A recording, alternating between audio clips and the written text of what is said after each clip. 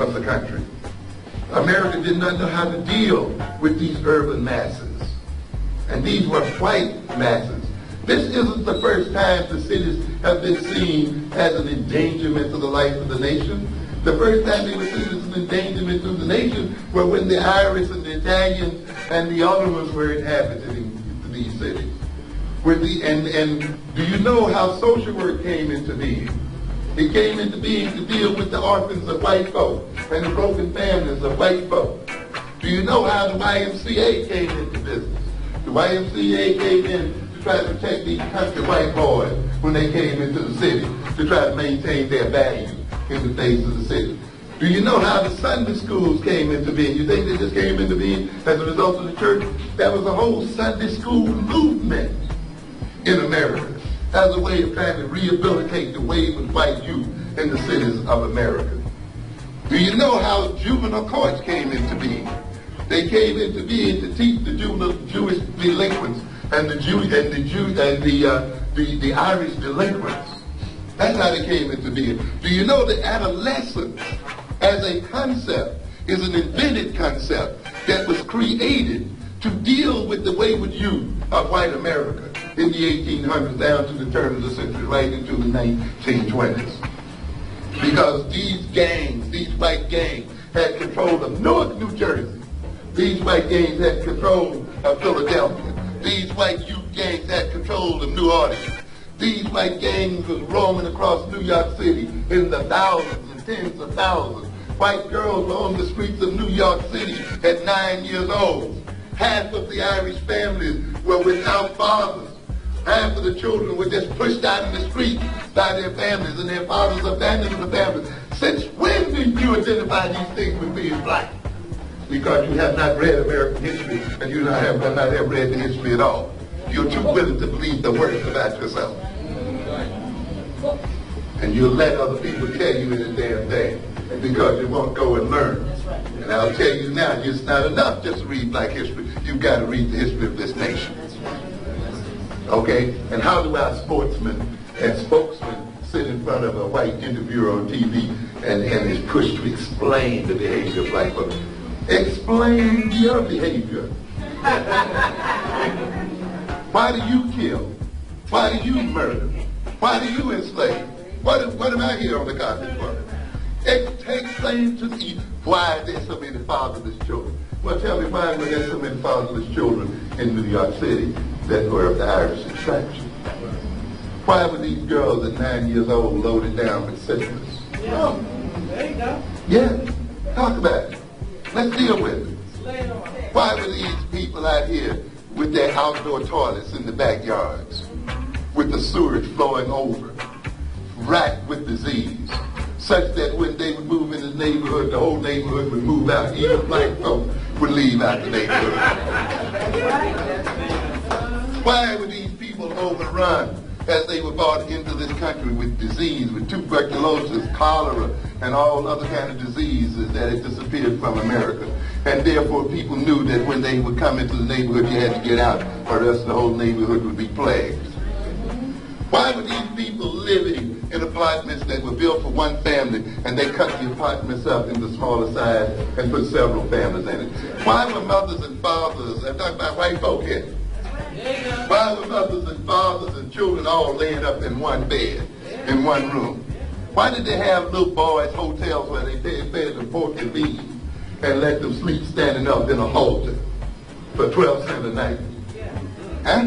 Why were there thousands and 10,000s of white women on the streets of New York prostituting and begging? Why were these girls out there attacking and stealing and doing it and cursing and doing all the other things that they were doing? You haven't heard about that? Why do you see these old buildings with iron bars over the windows and so forth? Who were they protecting their contents from when black people weren't even in the city? Huh? Look and come alive and see what was going on, ladies and gentlemen. This was what was going on in America.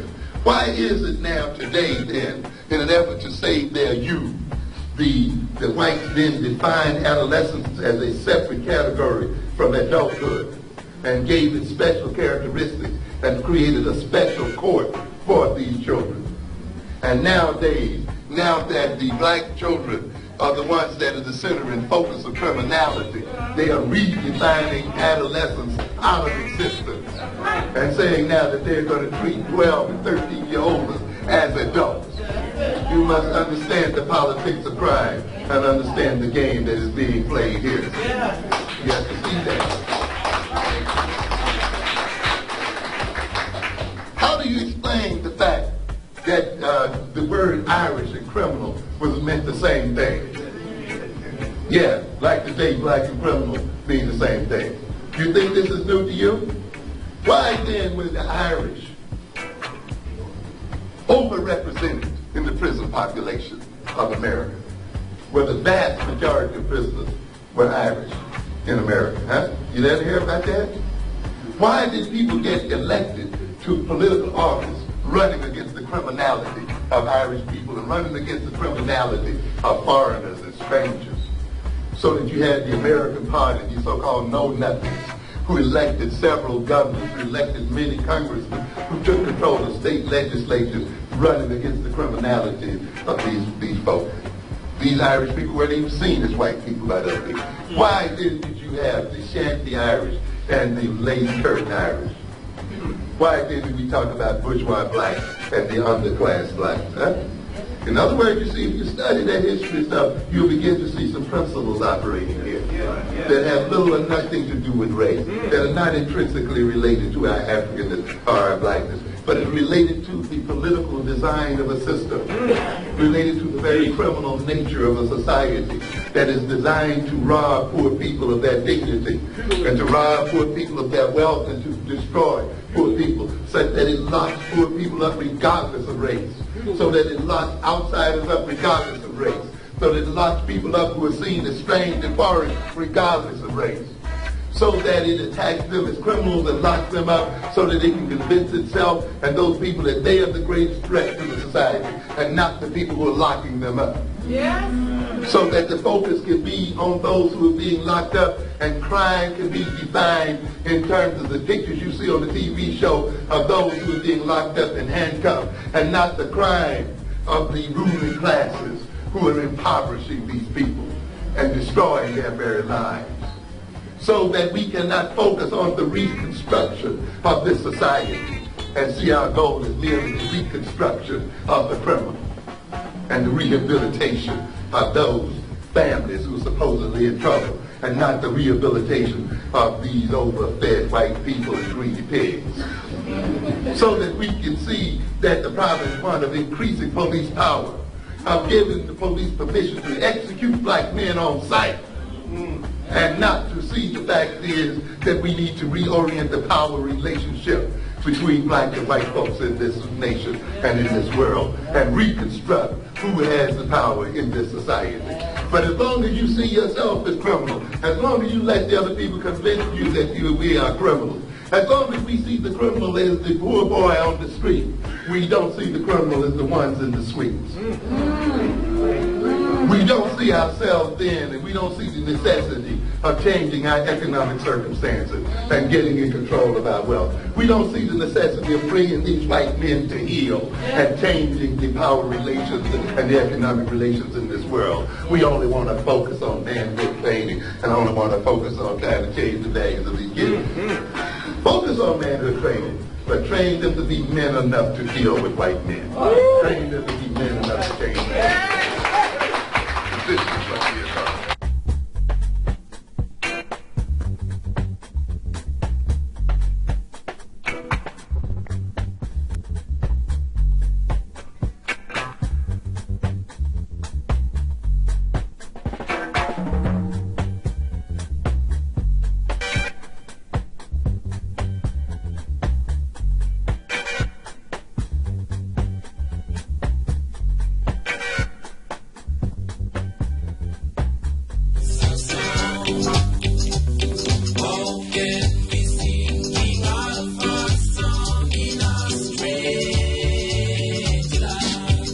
I'm going to go to the Registrar of Baptisms of Slaves. You know, normally we don't use that word on this program. We say enslaved Africans, but we're talking in a language that everybody can understand us this morning.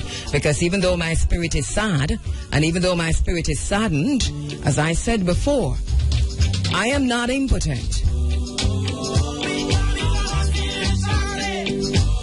I am a child of Chief Tai Chi. Ni Tai Chi, who you call Taki, and refuse to honor. So we go now to the Register of Baptisms of Slaves in the parish of St. Anne. This is information coming from UCLA that is published and that is available by just going to the registrar. In the name of the African ancestors who began the march of humankind in the womb of Mother Africa, we ask these ancestors to be with us, to strengthen us, and give us a vision for the future. In the name of the African ancestors who began the march of humankind in the womb of Mother Africa and marched down the Nile, laying the foundations for human civilization and culture, we ask these Africans to be with us, to strengthen us, and give us a vision for the future. In the name of these African ancestors who built their pyramids and their temples to their God concepts, to their principles, and to their moral values, who left us a legacy of architectural and monumental building unparalleled in the history of the world, we ask these ancestors who built the pyramids, who built the temples, to be with us, to strengthen us, and give us a vision for the future. We ask these African ancestors who took this African culture and extended it throughout Africa, building the stone cities of Zimbabwe, building the empires of the Sudan, Ghana, Mali, and Songhai, building the Swahili city-states along the east coast of Africa, and in Christian Africa, asking King Lalibela and giving him the courage to build the 12 churches of Lalibela from the ground down, monuments to the world. We ask these Africans who spread this culture to the Dogo and to the Akan and to the Yoruba and to the Bankango and to the Zulu. We ask these Africans to be with us, to strengthen us, and give us a vision for the future. In the name of the Africans who opened up Africa, opened up the Nile Valley to other cultures and other peoples, and they came in and nurtured themselves on the African greatness.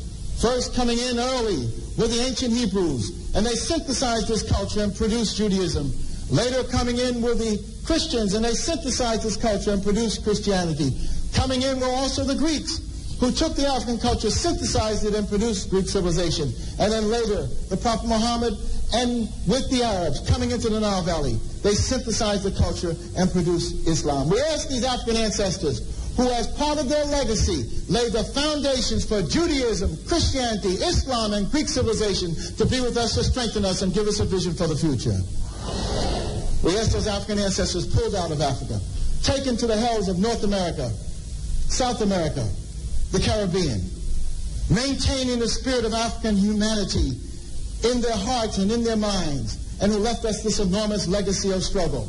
We ask those Africans who resisted enslavement in the villages of Africa, who resisted enslavement in the shores of Africa, who resisted enslavement in those forts and dungeons, who resisted enslavement in the holds of those ships, who resisted enslavement when they arrived on these shores in the New World. We ask these Africans who ran into the highlands of northeast Brazil and established for 100 years the first free republic in the Americas, the Republic of Palmares, and their last great leader, Zumbi, who spared and sacrificed. We ask these Africans who replicated the Brazilian experience and went into the highlands of Jamaica and became the maroon-free communities. We ask these Africans who went into the backwoods of the Guyanas and Suriname and created free republic of the Suramaka and the Ajuka.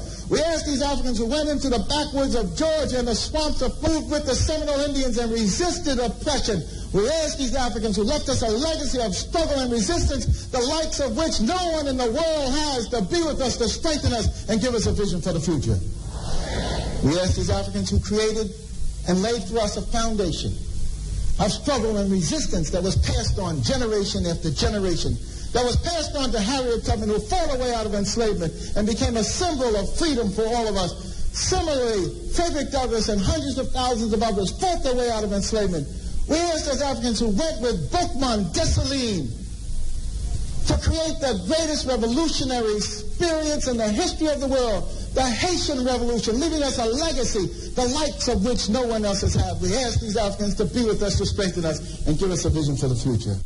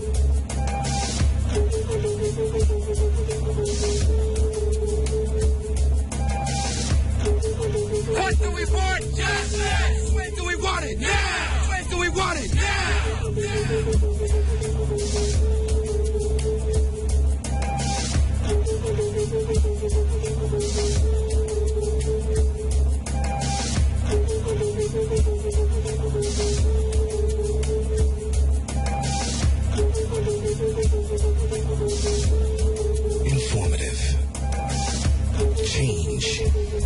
The time is now and the place is here.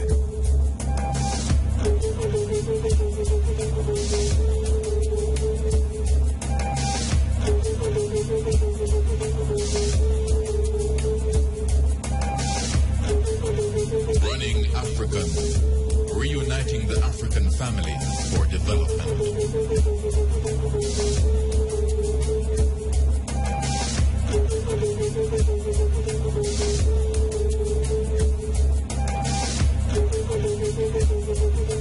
Very, very pleasant morning to you. Before Aman, the greatest one, who though hidden from us is a source of our life, prosperity, and health, let us unite in peace.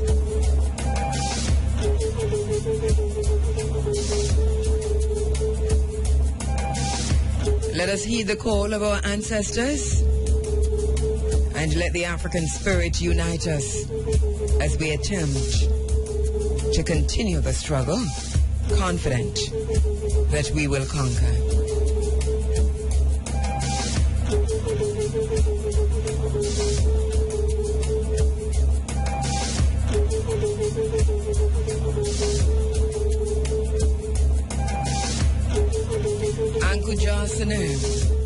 Ankuja Seneb, life, prosperity, health. Ankuja Seneb, life, prosperity, health. Indamin Adjero, good morning. Tanastalin, greetings. Jamba Woche, how are you doing?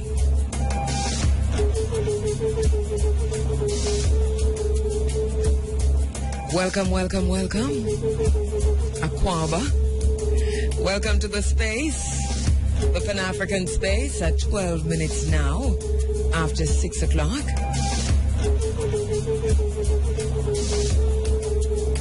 Thank you so much for joining on the internet at irefm.net, on the 107s, 107.1, 107.2, 107.3, 107.4, all the way to 107.9. Thank you so much for joining.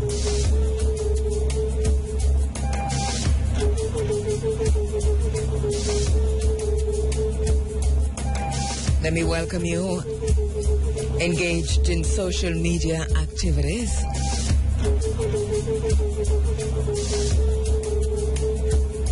We're at Twitter. A few places I'm at Twitter. Personally, you can follow me at Kabuma at Kheru. That's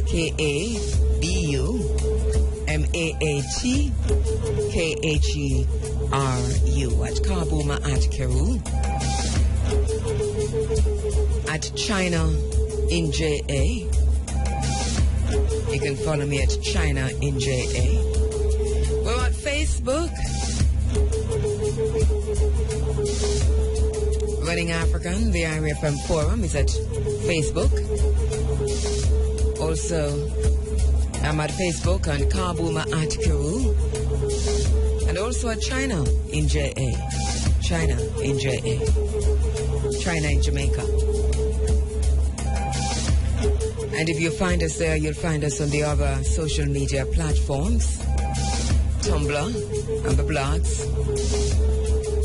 And all the others. Thank you so much for joining us.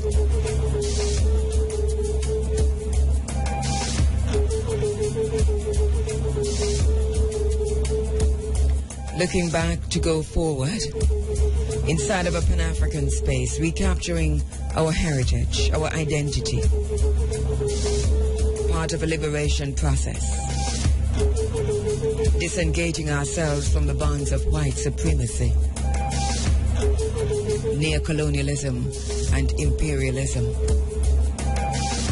launching the cultural revolution that Elder Malcolm X encourages us to do. Unbrainwashing ourselves, first of all, and attempting to unbrainwash our fellow Africans.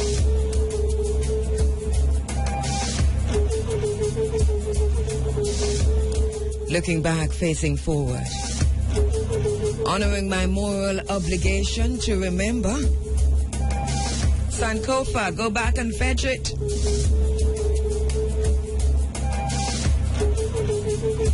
Thank you so much. Thank you so much for being a part of the family.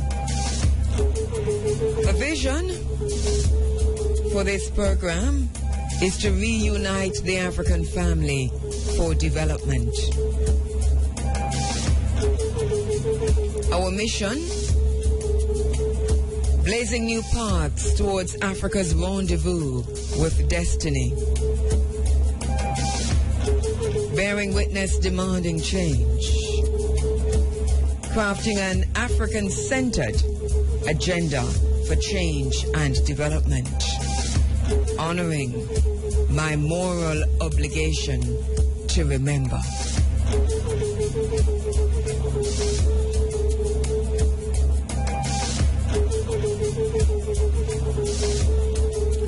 Good morning, good morning, good morning. It's light out so much earlier nowadays. So much earlier so that 5 o'clock it's hot. It's hot at 5. So good morning to all the folks who are out earlier than usual, exercising, jogging, doing what you're doing, but checking us out at the same time. Good morning to all the folks who made it a little bit earlier out this morning, heading to work, on your way from work, just checking in, just checking out. Good morning to you. Good morning to the fishermen and the families of the fishermen. Tell them we say howdy, as we know they're out at sea. Some are coming in. It's a blessing to live on the coast. Jamaica is an island, so almost everywhere is a coast. But when you live in this side of town, which embodies Otorias, etc., it really is a blessing to do so, because there's so many activities that are centered around the sea. So many activities that are centered around being able to access the coast, Jamaica's coast, and you see that in motion every morning. And the earlier you rise is the more you tap into that and see how the rhythm, the dance between the people and the coastline, the people and the sea, and the activities that are centered as people go about their business, focused on doing it and getting it done.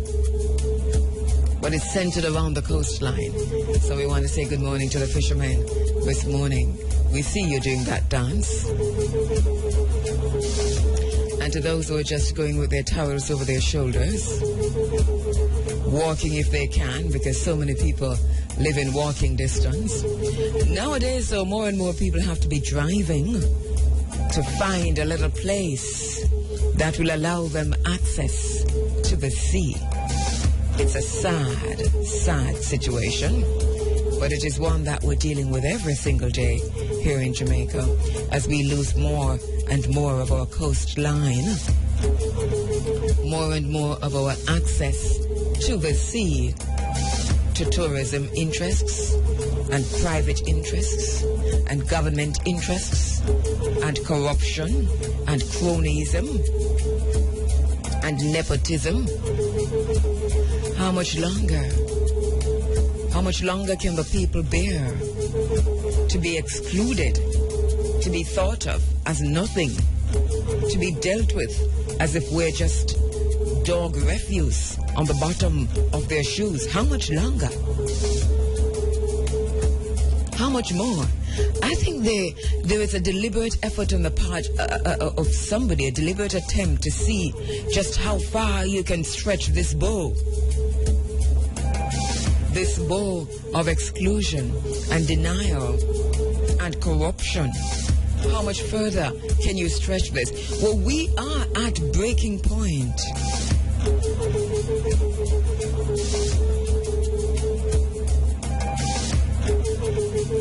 Ignorance plays a hell of a role in how far the bow will stretch.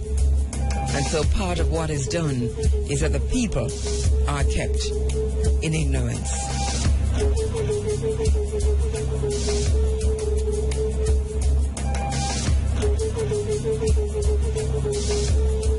How is this done? Check the curriculum. How is this done? Visit our classrooms, non-private classrooms, high schools, primary schools. How is this done? Check the wage freeze. How is this done? Take a good look at the housing situation. How is this done? Ask us about landlessness and land ownership.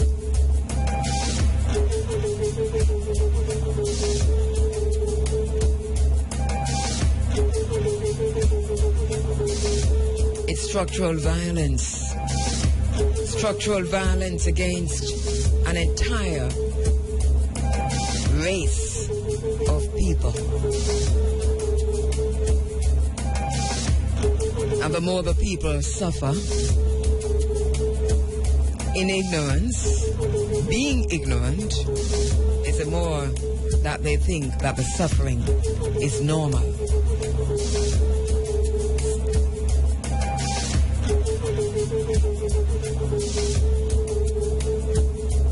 Africa and the African diaspora observe African Liberation Day on Monday, May 25. The struggle for African liberation continues. We have been focused in this space on the liberation movements and the challenges of good governance from continental Africa to the African diaspora. We'll continue to do so.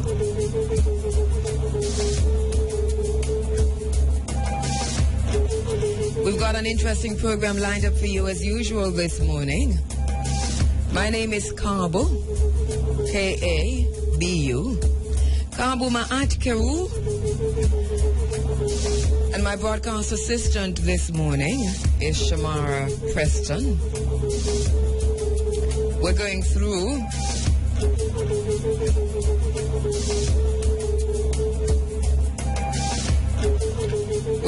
until 10 o'clock. We've got an interesting program as usual.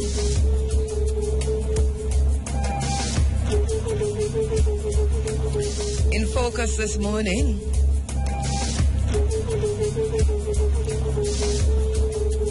going to be looking at a few things. A threat to the cockpit country.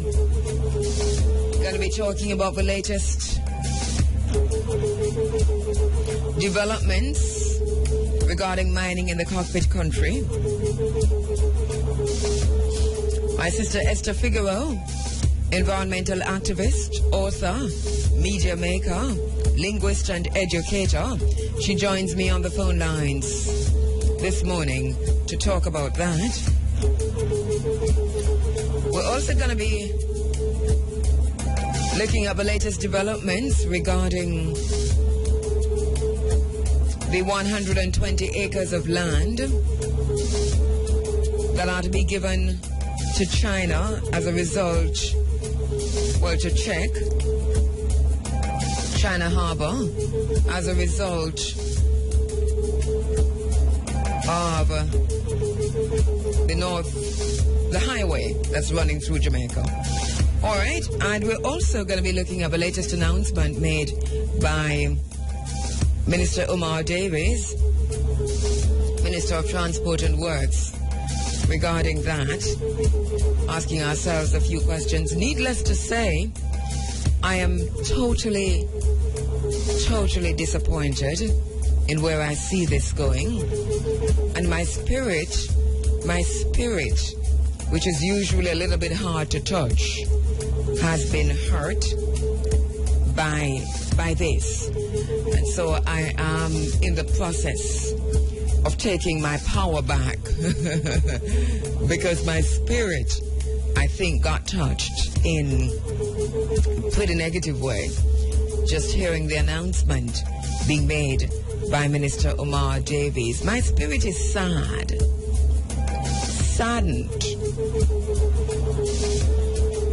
that our trade-off, because government says that there must be some trade-off in any relationships, any kind of engagement between foreign interests and the country, and that we do understand.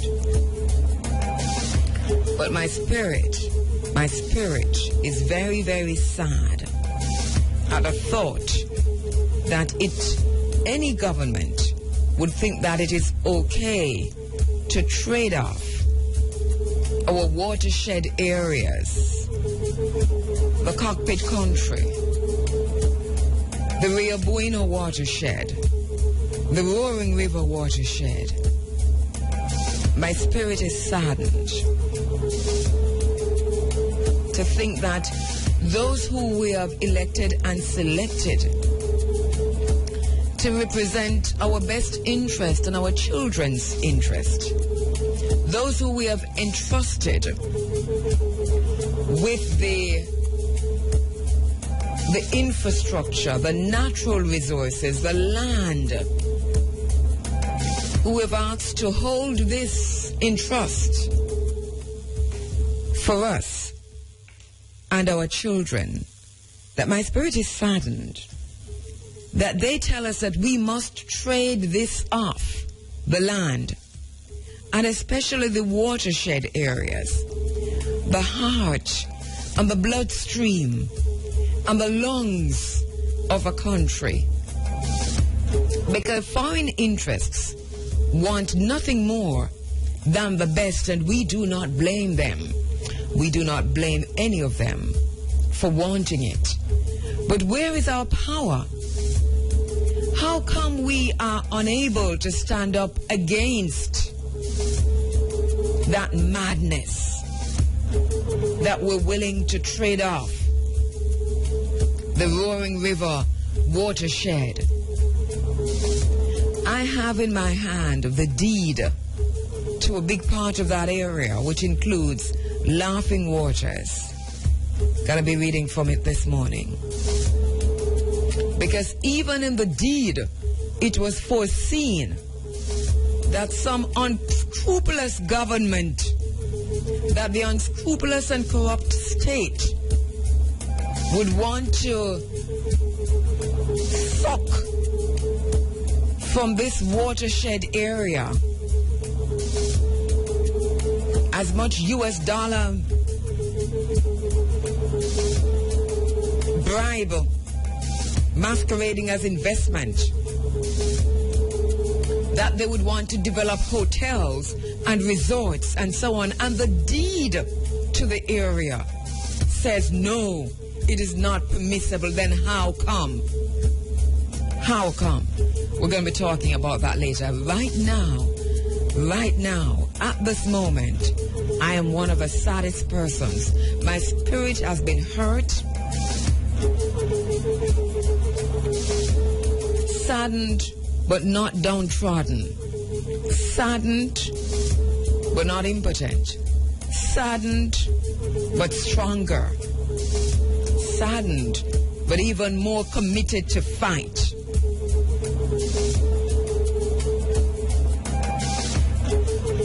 In focus this morning, another watershed area in danger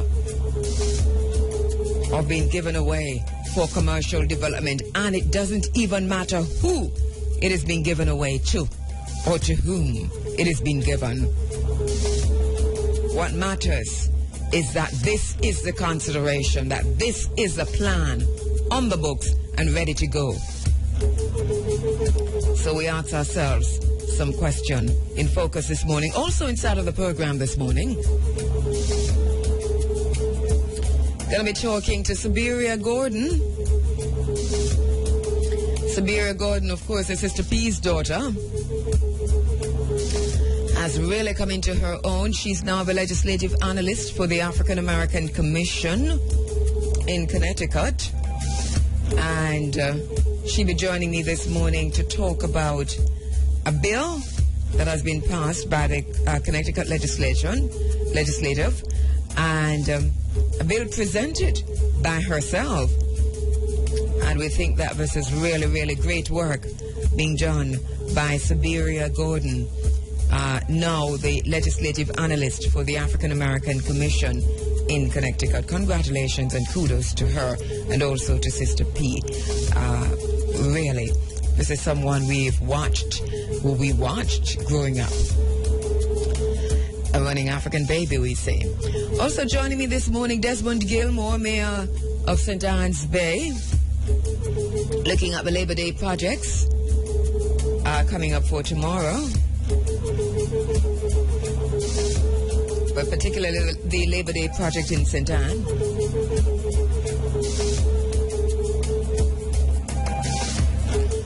Also on the program this morning, the University of the West Indies Center for Cannabis Research hosting a herbal sip-up, and Dr. Jelani Naya will be joining me on the phone lines to talk about that. You know, yesterday at the March Against Monsanto, under the theme, Eat What You Grow, Grow What You Eat, we had an open mic section where one marcher in particular, one activist in particular, Colleen Taylor, spoke about the need for land ownership in fighting Monsanto. And while she was talking, she really got so upset and so emotional about the landlessness, the condition of landlessness in Jamaica and the ordinary African Jamaican, that she cried. I mean, literally cried. And we stood there, scores of us. At that point, there might have been over 200 of us at the clock tower in Ocho Rios. Listened to her and felt her pain and understood it. We were able to empathize because we understand landlessness in Jamaica. And we watched as Colleen Taylor cried. She's joining me this morning in the studio to talk a little bit about that for a brief moment. And in the bottom line this morning, going to be focusing on the great land heist that's happening to African people and their land everywhere we are. The bottom line, of course, brought to you by Adwa Nutrition for Life Health Food Store, located at shop number 42 City Center Mall and shop number 2 Westgate Plaza, Montego Bay. Adwa Nutrition, let your food be your medicine and your medicine be your food. Thank you so much, Adwa, for coming on board and being once again always a great supporter of the Africa Forum. Thank you so much. So we've got lots and lots coming up inside of the program this morning, lots to get through. In the meantime, we're also keeping an eye on what's happening in Monaco. Lewis Hamilton and Pole, we're watching. Talking about that in between.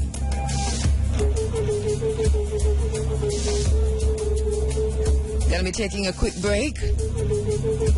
Just a little bit to ponder about, to ponder on, and to ponder upon. While we take, just before we take that break, Africa is burning, and the black man is doing the freak again. Running African, reuniting the African family for development.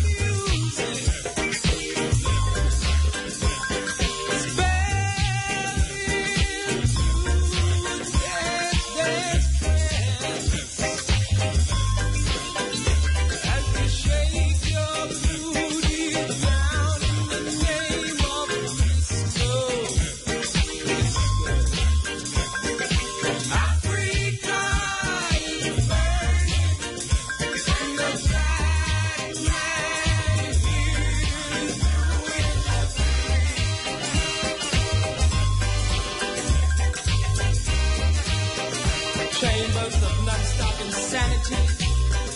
Patrolled by Captain America's Boogaloo Incorporated in integrated suicidal setting.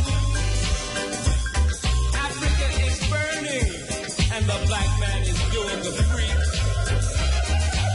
My brothers and sisters, dressed up in patiently tired, not realizing that it's more to being black than just talking about it. Africa is burning, and the black man is doing the free. Tight jeans and Elton John sunglasses, hair cotton sneakers and a bag of smoke. Africa is burning, and the black man is doing the free.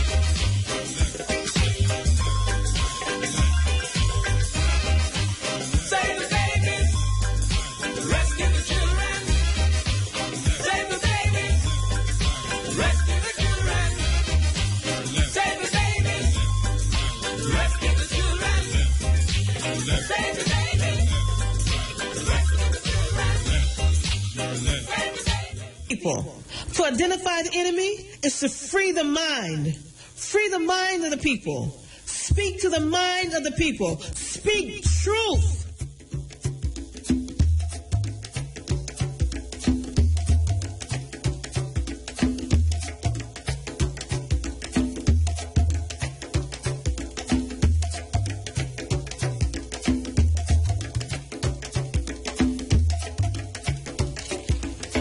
Well, let me just say thanks to everyone who came out yesterday as part of a global march against Monsanto. And as part of the march that was themed, Eat What You Grow, Grow What You Eat. People marched in over 600 cities across the world. One of the biggest marches took place in Cape Town, South Africa. And here in Jamaica, we marched from Roaring River, from Laughing Waters. That's the very same area. The entire area is a Roaring River area. And as we walked off, we saw the Roaring River sign in the background, very, very visible. And we gathered by the entrance to Laughing Waters. We were able to feel the cool breeze coming from the Laughing Waters. We were able to see, eyeball, literally look at the water just tumbling under the road. For people who have been in this area for the very longest time knows that it's not usually under the road. It's just usually one big, heavy, roaring sound that tumbles down from one side to the other side. It's a watershed area, and so we watched that water gushing onto the road and coming out on the side where we were gathered, and we could all take a look at that going straight into the area known as Laughing Waters, which, by the way, is fenced off and not openly accessible, even though it should be. It should be accessible to the people. But that's another story. So on one side, it's all water. That area is just so cool, so dampish, so smelling of water and river and compost.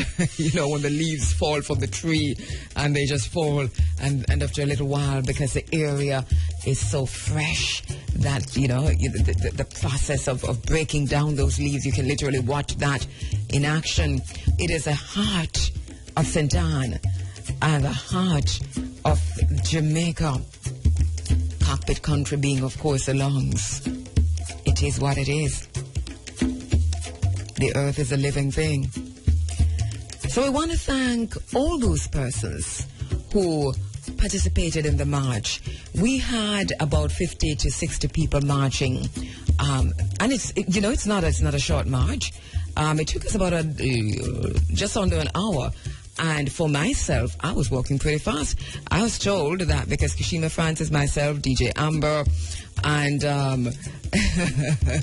others in the party, Gavin from Ari, and so many others, my sister Tendai, Kimani, Fudel, who were heading up, the march right behind the police escort, that we were moving at a pretty quick pace.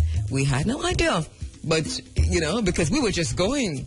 But we heard we were moving, really fast, as we said, at grueling pace. But in any case, so we marched with our signs and chanted with our signs. It's part of the public education process, right? It's part of the process to create awareness. And we heard more people asking, what's GMO? Tell me what this is about. More people asking, what is Monsanto? Who's Monsanto? That kind of a thing. So the questions are important.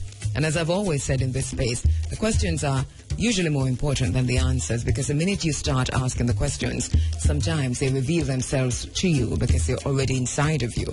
So once you get the facts, the rest of it, you work out through your own critical thinking, and you'll come to your own conclusion looking through your own lenses, one way or the other. So to the team from Area FM and the organizing team who marched yesterday, to my sister Tendai Fudel and Kimani Fudel, who is our youth organizer, to the cadets, the NIB, National Inter-Schools Brigade, thank you so much. Also to Rayon Simpson, thank you so much.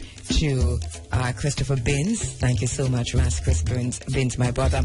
Bonga Herman, I've just got to say a special thanks to you, who came all the way on the Knutsford Express to be part of this march. And not only that, when we gave you the microphone, because the crowd had really gathered and we couldn't just walk away like that, you really went to town on some serious skanking. So we love that. To all of the team, Shamara Preston and Gavin, who did such a really brilliant job in getting this all together. Thank you so much. To Lady Renee and Amber and Kishima Francis, thank you so much. Dr. Arthur Green, thank you so much. Imam Omar Saidu was there, thank you so much. Carlton Stewart, my brother, thank you so much for coming in all the way from Kingston and addressing the crowd there. Fafai, who was on the ground, thank you for also addressing the crowd. Ras Asta Black addressing the crowd there. Steve Rivia, thank you. All of you who came in. My brother Roger Hasfall, who did such a brilliant job as the vehicle traveled, speaking on those loudspeakers and those boxes to just kind of let people know as we drove through the town, as we walked through the town and the vehicle drove through, what we were doing, what was happening here, and then doing the live links on air. Thank you so much.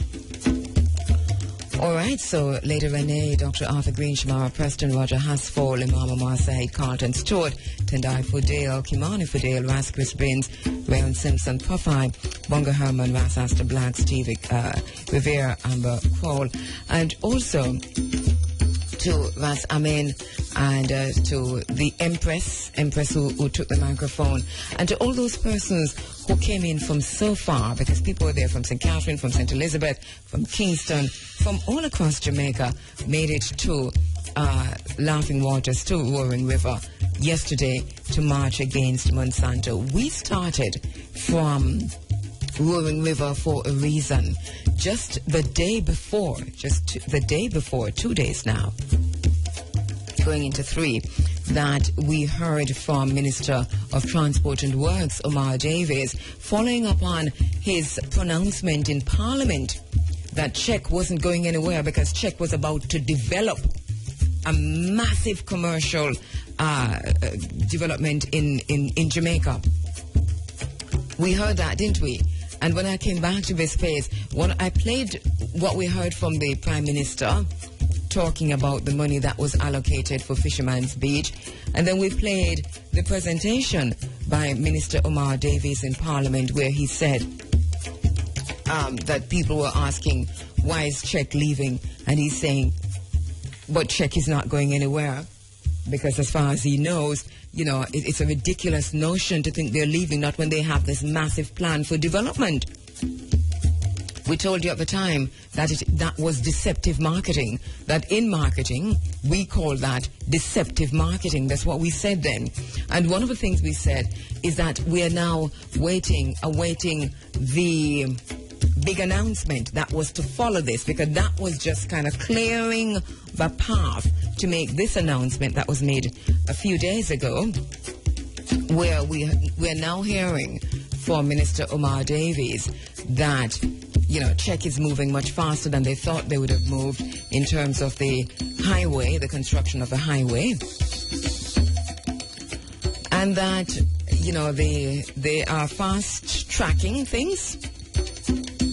The 120 acres earmarked are in St. Anne, and they are near to Draxhall. Now, we know those are the Roaring River lands, whether Minister Davies want to identify them as such or not. So we are in clear and present danger of losing the heart of Jamaica, part of the Rio Bueno watershed area. Lots of ignorance. People are jaded. And so it might not seem like a big deal. But we are warned that once that happens, it is no longer ours, doesn't belong to us. And whoever gets that land can do whatever they want with it. But bear in mind, let me challenge Jamaicans listening to me this morning to go to the Roaring River lands yourself before you're not allowed to go inside, and look at what we're thinking of giving away. It is a watershed. It serves people as far as St. Elizabeth.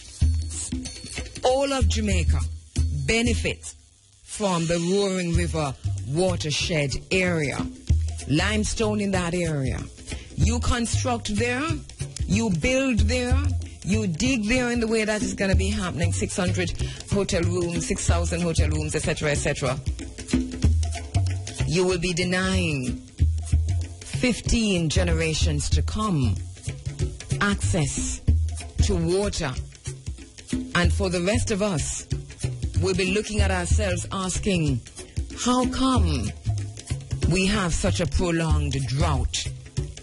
And it will be an artificial drought like that which we saw in Ethiopia back in the early 90s. Because those who control the water will now be able to rule. Those who control the land control the economic power. Those who control the water control the nation.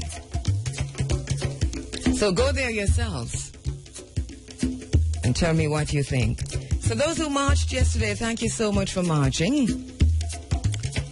Monsanto, of course, is the world's largest agricultural seed company, owning a large share of the global seed market. In 2010, sales from its seed and agrochemicals amounted to a whopping $10 billion worldwide. It operates in 80 countries, including African countries and countries within the African diaspora. Monsanto's market dominance has been made possible through favorable seed and intellectual property laws that allow for patent protection on individual genes.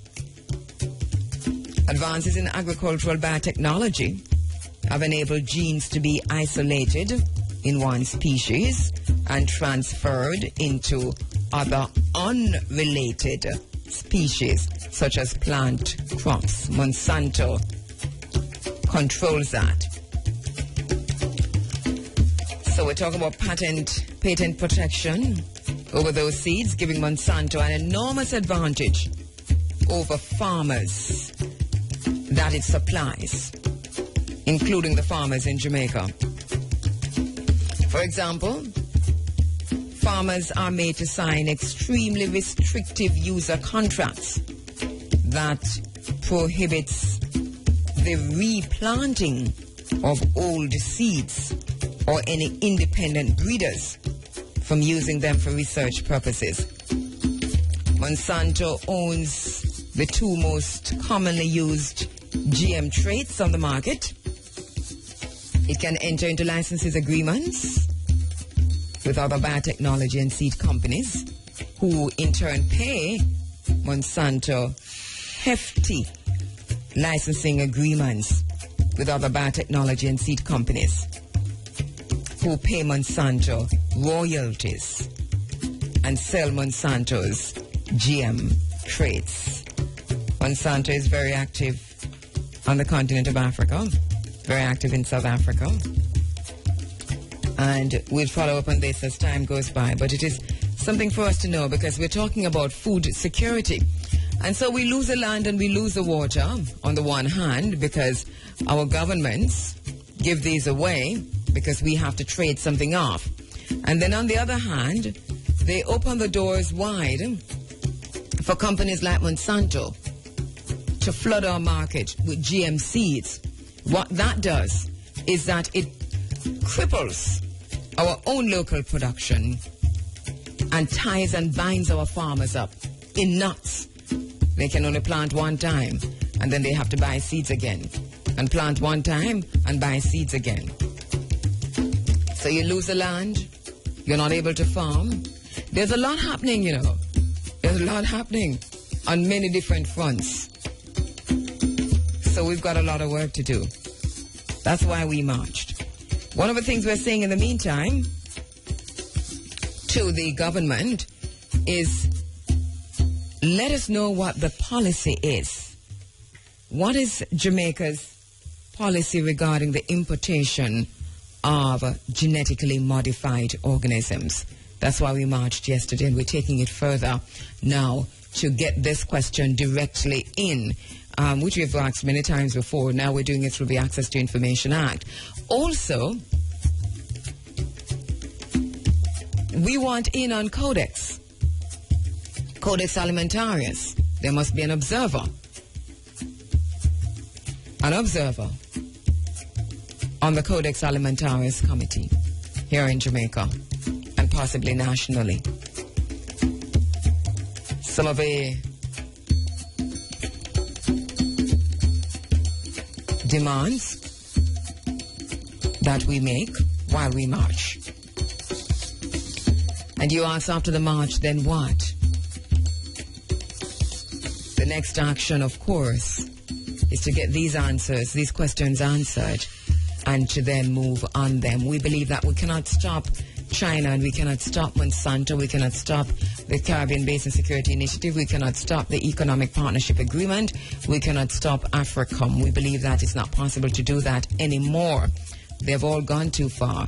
What we believe is that we can lobby our government and demand that African Jamaicans are protected, are considered first and foremost as priorities, and that each step of the way the consideration is how will the people be impacted, how will the people be affected. That way we know that we're more than just filth on the bottom of their expensive shoes and the bottom, the tires of their expensive SUVs. So thank you so much as we marched against the heavy hands of Monsanto's control, not just on the continent of Africa, but in the Caribbean.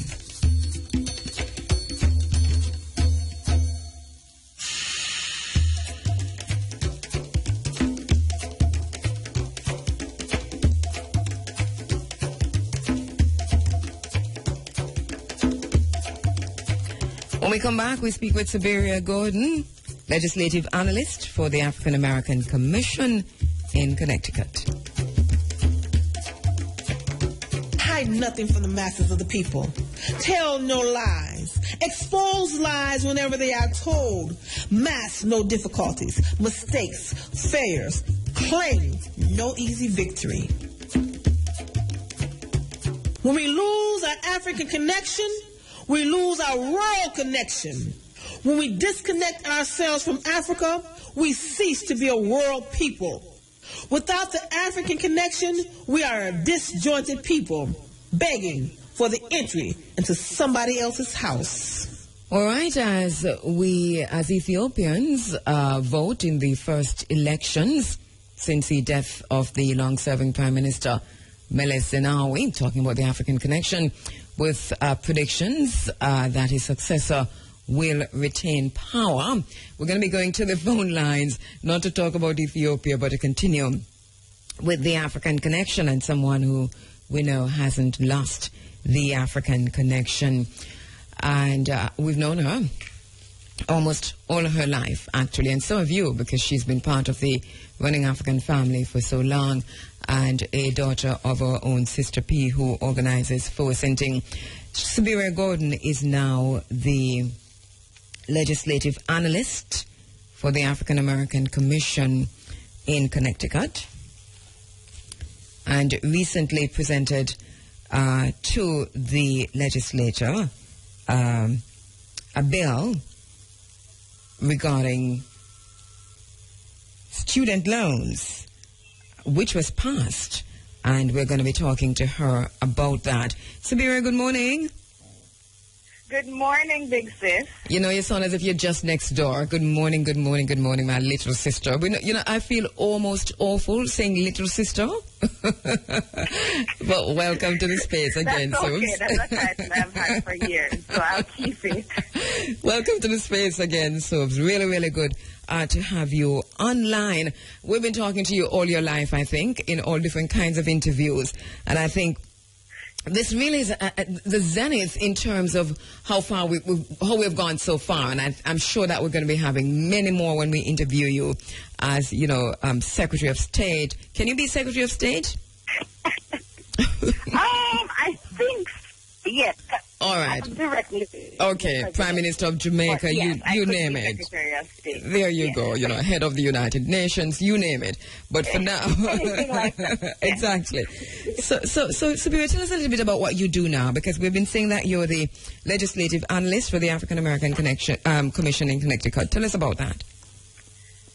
So what this job is basically I work for an organization that is kind of a watchdog for African American issues in the state of Connecticut. Mm-hmm. So any law, anything that comes out that would affect black people in this state, whether positively or negatively, our is responsible for that. Mm-hmm. So we work on a range of issues, from making black students are taught by black teachers, making sure that black families have access to home ownership, making sure that the way the prison population is set up in the United States, about 65% of the population in the United States is black, trying to work on laws that will change that, because we have a direct lineage to slavery, and black people just have adverse outcomes because of the direct relation to racism and segregation in this country. So my job is primarily to look out for black people in the state on a policy level. So any laws that come up that would affect black people, whether positively or negatively, it's my job to either try to not get them passed or help them passed so we can help the people of this state. All right, that sounds brilliant. And I'm listening to you talk about what your job is, and I'm thinking that we need you here also doing the exact same thing. The very same thing. I agree. Very same thing. But in the meantime, I'm quite sure that there are many people who are coming in contact with you who are African Jamaicans who can learn from you, and I know you're doing a brilliant job in passing things on, because we need this kind of advocacy, this kind of activism regarding issues affecting African Jamaicans. We look at issues like what's happening with the environment, settler colonialism, the exclusion of black people, African people from access to the beaches and from participating fully in the democratic processes. So I think you're doing a brilliant job there, Sibiria. Keep that up. Now let us talk about the bill, because so you actually part of a team that presented. Yes. Tell us about that bill. What that bill is regarding student loans. So student loans came because black students are twice as likely to borrow for college and twice as likely and borrow twice as much for college And President Obama, when he became president, said that it was his goal that every student in the United States should have access to college. Whether you want to go or not should be a choice, but every student should have access to college. So what we had done is I was working with this group to talk about college affordability for low income. And low income in Connecticut and most of America means black or minority. So we were trying to figure out a way how we could do something to make college more affordability and give people information about what it is when you go into debt for college. Because many people end up taking out over $100,000 worth of loans for a college that is not worth it, and they will not see that money back over their lifetime. Mm-hmm. So we were working on college affordability and information about loans, and this came out as a collaborative effort. So what we're doing is we're creating a student loan education program. So every student who's about to take out loans, especially students from low-income families, will have to do a loan education program, because I know when I came to college in America, I didn't know anything about student loans, about compounded interest. Luckily, I didn't need to, but there are many students who are here who don't know anything about that. Mm-hmm. They don't understand if you don't pay. While you're in college, when you're not paying your loans, you're accruing interest. Mm-hmm. And if you defer your loan payments, you're accruing more interest. And then you can end up paying significantly more for your loan than you would have paid if you had had the information. Mm-hmm. And also, there are many bad players out there in the student loan world and bad players in the college world, where they market colleges specifically to poor people who they know get money, are easy to get access to loans, and then when you're done, the degree is not worth anything. Mm-hmm. So a lot of times you'll see the ads on TV for a certain college or a certain university.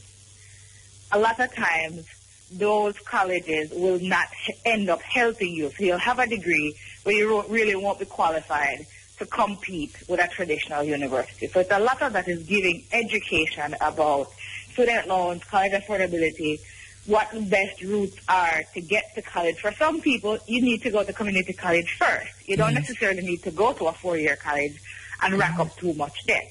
Mm-hmm. So that's kind of what we were interested in, and this bill went through the House of Representatives unanimously and will be called in the Senate any day now, I am assured. It's one of those things that we have a guaranteed passage.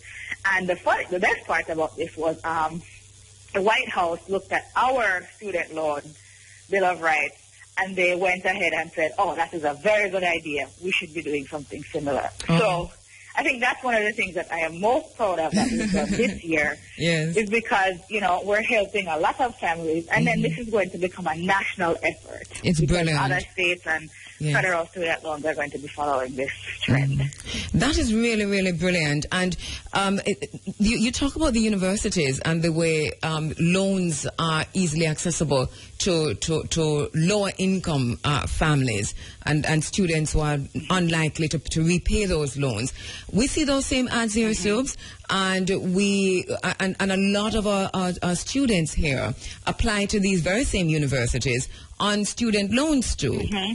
So there is really a serious connection. It's just that we don't necessarily have what you have done, which is somebody just stand up and say, listen, let us, public education, let's deal with this in a different way. So we have students who are bogged down by a lot of loans, not able to repay. Mm-hmm.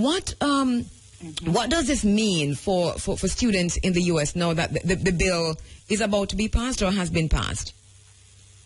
It has passed one chamber, so it has to pass another chamber. Yes. What does this mean? It will be signed with the governor, we have to guarantee. Okay, brilliant. What does this mean practically now for students? What it means is when you're about to apply for college, you are going to have a student loan education program. All right. So before you are able to get a loan, somebody was going to sit down with you and explain to you what a student loan is. And what happens is the student loan industry, they make their money off of interest. Mm-hmm. So they will give you more than you need for college. Mm-hmm. So they will give you, if you need a loan for $20,000, they will say, oh, but you're approved for $30,000. Mm-hmm. Here's an extra $10,000 for living expenses. Right. But most families don't understand. If you don't need that money, don't take it. Because at the end of the day, it's still money you're going to owe. And, don't take it to just... Because, students are not necessarily aware about finances. We don't teach financial literacy in school. Yes. So you say, an 18-year-old here's an extra $10,000. Of course they're going to take it. And then you think about that year after year after year after year. Since they went for 4 years with an extra $40,000 they're going to have in loans that they did not need to take. So that education piece is key in saying that make sure you know what you're getting into before you get into it. And another very big piece is currently the student loan industry in the United States is not regulated. So student loan companies don't answer to anybody specifically.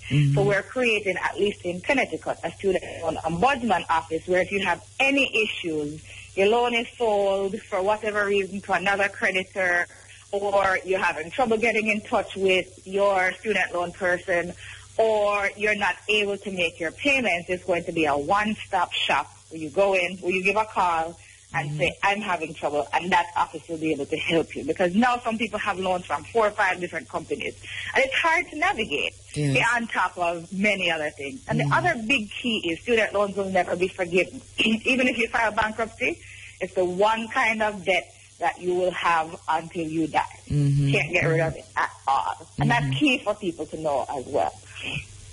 No pun intended, they're the one kind of debt that you'll have until you die. Listen, once again, very commendable. I'm moving a little away from a serious talk now to talk about how proud I felt when Sister P sent me the information. State of Connecticut with a state seal, state capital, Hartford, and I read the first few lines. It says, Senator Winfield, Representative Lesser, Senator Bartholomew, Representative Willis, and other distinguished members of the Banking and Higher Education and Employment Advanced Committee. My name is Sibiria Gordon, and I am the legislative analyst for the African Americans Commission. I'm still getting goose pimples. So I really had to do that because I could hear you. I could picture you, and I thought, wow, I'm doing this at the policy level. How did you feel, Sibiria, doing this at this level? I keep saying this is a dream job because I grew up, as you know, in a house where this was a focus of everyday life. Yes. You did not, you knew that injustices happened in the world. And my mother, good morning, Sister P, taught me very early that this is not a level playing field. Black people have to fight for what you want. So it's always been, I've always known in my mind that this is something I wanted to do, not necessarily this itself, but something that benefits black people in the grand scheme of things in the world.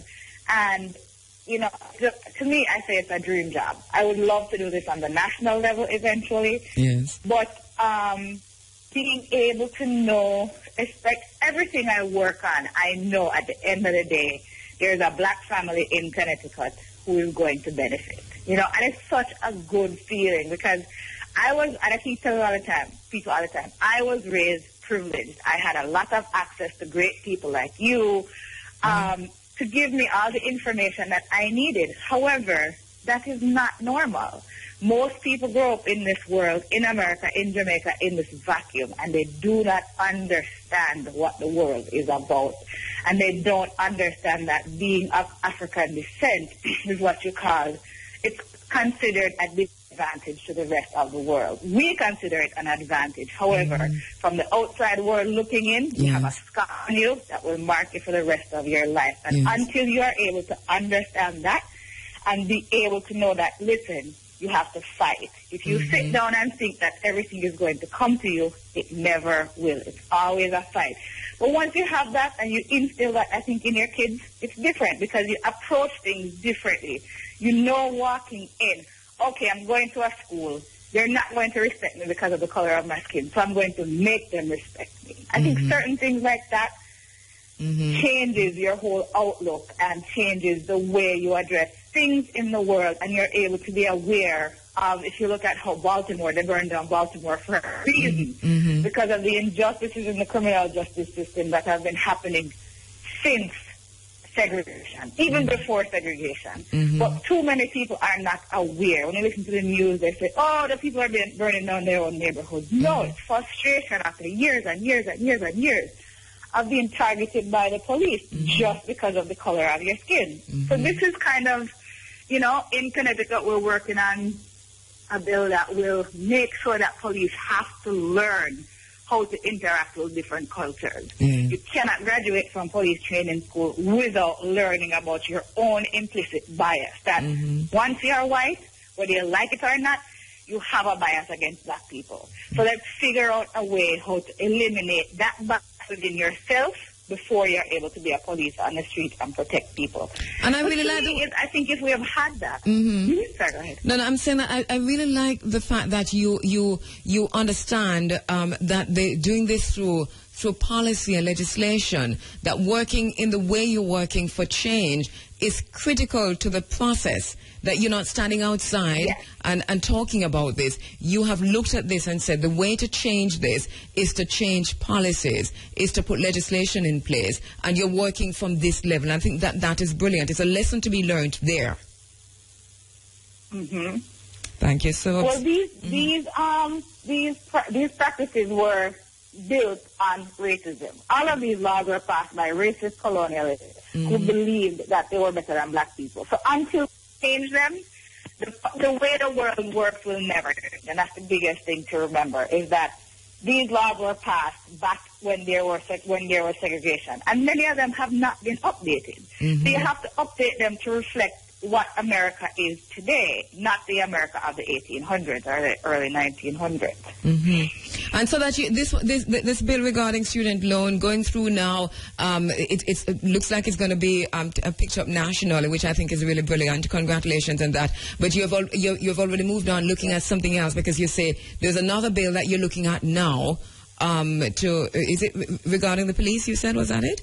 That is another bill that you're looking at now? Yes, it's regarding the police. Yes. To make sure. So one of the problems we've seen nationally is that when a police kills a black person who's unarmed, it seems like the community is up in arms, but it's never a big deal for the police department or the justice system of that state or city. So what we're working on is once an unarmed person is killed by the police, that case is taken away from that particular city's justice system, and we have to have an outside special prosecutor come in.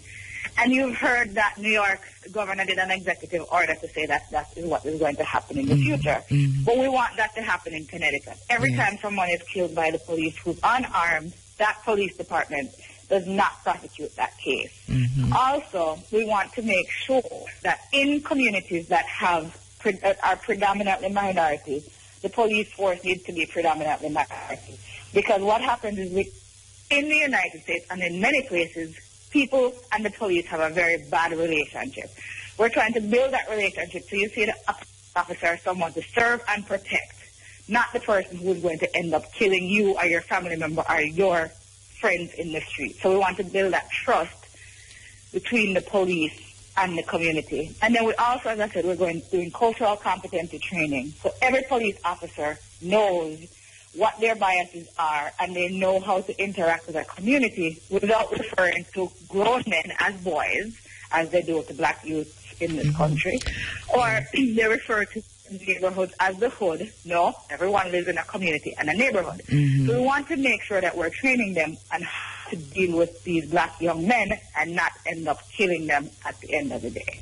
Brilliant work, Sabiria. Brilliant work. Thank you so much. And I wish that at some point, our young people who are listening this morning, whether you're in the tertiary institution or wherever you are, that you're motivated by what we're hearing from Sabiria Gordon, and that somehow you can tap into what we're hearing here to actually in some way include this in our own interactions here in Jamaica. I think this is very, very important. Well said. Brilliant work. Congratulations once again. Thank you. Good morning. Sabiria. And also to Sister B. Congratulations, Sister B. Sabiria, anybody you want to say hello to quickly? No, good morning. Let's see. Uncle Muta. Good morning, Auntie Jackie. Good morning, Auntie Party. And good morning, Sister P. You are an inspiration to me, and I am so happy to be following in your footsteps and doing the things that I think you want me to do. And good morning, big sis. I really admire you with everything that you have always done. So, and it's a been together for a long time, and there's more to come. And it's a mute. Remember when we were in Ghana and the taxi and you took on the man when you were about 5 years old? About his Africanness? Thank you so much. Thank you, darling. Thank you. All right. Have a good day. You all too. Right. Bye-bye.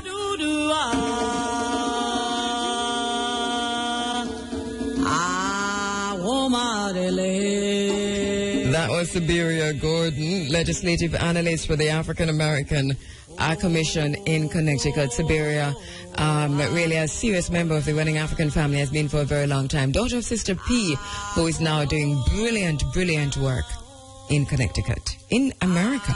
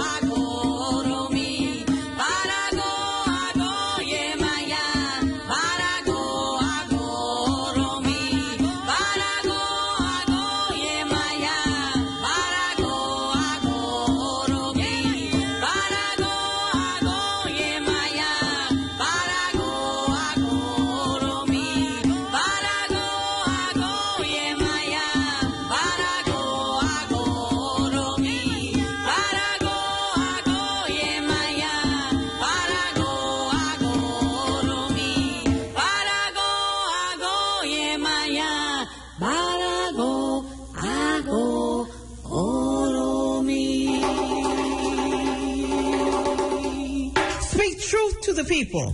To identify the enemy is to free the mind. Free the mind of the people. Speak to the mind of the people. Speak truth. All right. We're back with you inside of the Africa Forum. It is Running African. Going to the phone lines now to speak with Desmond Gilmore, Mayor of St. Anne's Bay. Going to be talking about the Labor Day project in St. Anne, keeping with this year's theme, Labor for Love, Nurturing Spaces for Children. Labor Day, of course, being observed to come tomorrow here in Jamaica. And in St. Anne, the project has been identified. Going to be talking to the mayor about that as we stand by for that. You're inside of the Africa Forum. Africa Liberation Day, also May 25, talking about that a little bit later. Mayor Desmond Gilmore joins me on the phone lines. Mayor, good morning. Hi, good morning, Cole. How are you this morning? I'm doing very well, and you?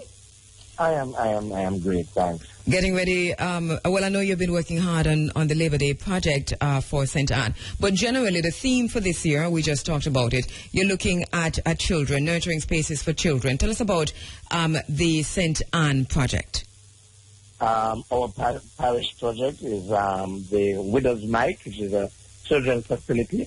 It's a part of the whole Mustard Seed community. Mm-hmm. They are located in Murray Mountain in the hills of St. Anne. How you get to Murray Mountain?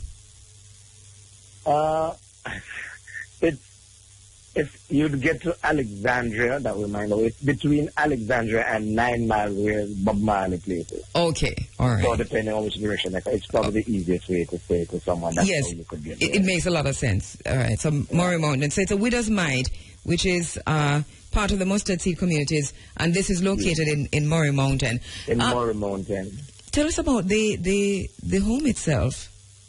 As I say, it's a children's facility. It currently has about 20 or 21 children, although I understand there is a 23-year-old, but I think the condition is such that he's still there, but you can understand that there are most of them are either mentally and physically challenged. Yes, yes. So that 23 is still about an 8 or 9-year-old mentally. Yes. What happens is that once they get to 21, then they are transferred to, we might be more familiar with Jacob's Ladder, that's between Walkerswood and Monique. Right, yes. Right. After 21, they are transferred there, but that one is still there. But like I said, it's about 20, mentally and physically challenged, and we chose it because it was also in keeping with the theme, labor of love, nurturing our children, and because they are located where they are, most times they tend to be forgotten. You know, other facilities, because they are more, or because of their location. I think you're very right about that. You're very right about that, Mayor, because until you told me, interestingly enough, a week ago, about the widow's mite, I didn't really know about it. I know about Jacob's Ladder. We've been there on more than one occasion. Right. But never the widow's mite. So they do get more help than widow's mite. Yes. Of the location, they are, you know, off the beaten track, so to speak. And as such, many times they are left behind. I'm sure there are persons who would want to help, but as you correctly say, there are also persons who don't even know that it exists. So what's going to happen tomorrow there? What will you be doing there? Well, tomorrow we are going to be tiling a room. We are going to be doing some painting, repairing a gate and some part of the roof. And we also are going to be setting up a vegetable garden at the back, so so that they can help themselves. Okay. To grow some vegetables and help themselves. Yeah, I think that's really great. The public is invited to participate in this, to lend a helping hand. Certainly, we are doing that, and especially for those who live in the area, we're inviting them. And I want to use this opportunity to thank some of our partners who are on board with us this year, especially the Hard Truck and the National Youth Service and the Rotary Club of Ochery East. They have contributed, and they will also be there in their numbers. I've also been informed that the Jamaica Constabulary Force in that area will be sending some personnel to assist and just to ensure that everything is okay. All right. And do people need to carry anything, or what would people be assisting with once they're there? Painting, bushing, assisting with once they're there? Painting, bushing, anything? What's happening there? Right. So if they could bring the implements, the brushes, the rollers, the machete, if that is what they have. You really want them to travel with a machete? The persons in the area, I'm sure the farmers. Okay, persons in the area, but don't travel upon no bus with no machete. Well, I don't think. I think once they can explain, I don't think the police would. Okay, all right, okay. But that is. It's Labor Day after all. It's Labor Day, and it is just about the whole spirit of volunteerism. I just want to remind you that is what it is all about. But let us not just do that for Labor Day, but if we can continue and remember this facility and our young, right through the year, and really do make an effort to do a little more for them, it would be wonderful. All right. So once again, remind us of where the project is and what's going to be happening there and when you're starting. The project is the Widow's Mite. That is just outside of Alexandria. As I said, it's between Alexandria and the 9 Miles. It's Murray Mountain. And it is a children's facility that houses mentally and physically challenged kids. And we are going there to do some repairs to the facility and to set up a vegetable garden so they can continue to help to feed themselves. And we are inviting the public to be there and assist in any way they can. Bring your implement, bring some seed, fertilizer, whatever it is that you might have. You come out and help us on that day. All right. Thank you so much, Mayor Gilmore. Thank you very much, Desmond Thank Gilmore. you very much for the opportunity. All right. And do have a pleasant day. And you too. How was yesterday, by the way? Oh, yesterday was very good. Thank you so much. The march went very well. We had about 50 to 60 people marching from the Roaring River area, and we gathered, as you know, in the center of town at the clock, and about 250 people there. So thank you so much. Yes. All right, you're welcome. Yes. Okay then. All right. Okay. Mayor Desmond Gilmore there of St. Anne's Bay, Mayor of St. Anne's Bay, reminding us that the project for St. Anne is the Widow's Mite. You listen to RFM throughout the day tomorrow, and you'll hear more about the Labor Day projects. Let us know what the Labor Day project will be tomorrow in your community. Give us a call on that. And I'm quite sure that my colleague Elise Kelly and others will be happy to announce where the Labor Day projects are, what is being done, what's needed, and so on. Come tomorrow. So thank you so much, Mayor Gilmore. You're inside of the Africa Forum. It is Running Africa. And by the way, who said these words? I was born in the beautiful parish of St. Anne, near the falls of the Roaring River. I grew up with nature and drank much of her inspiration. I'll take a few calls on that, Who said these words?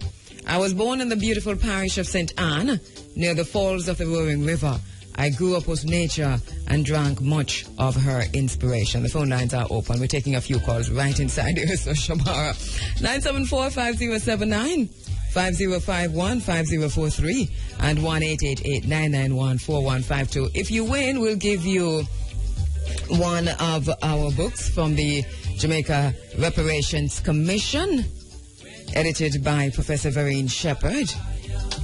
All right, so let us know who said these words. I was born in the beautiful parish of St. Anne, near the falls of the Roaring River.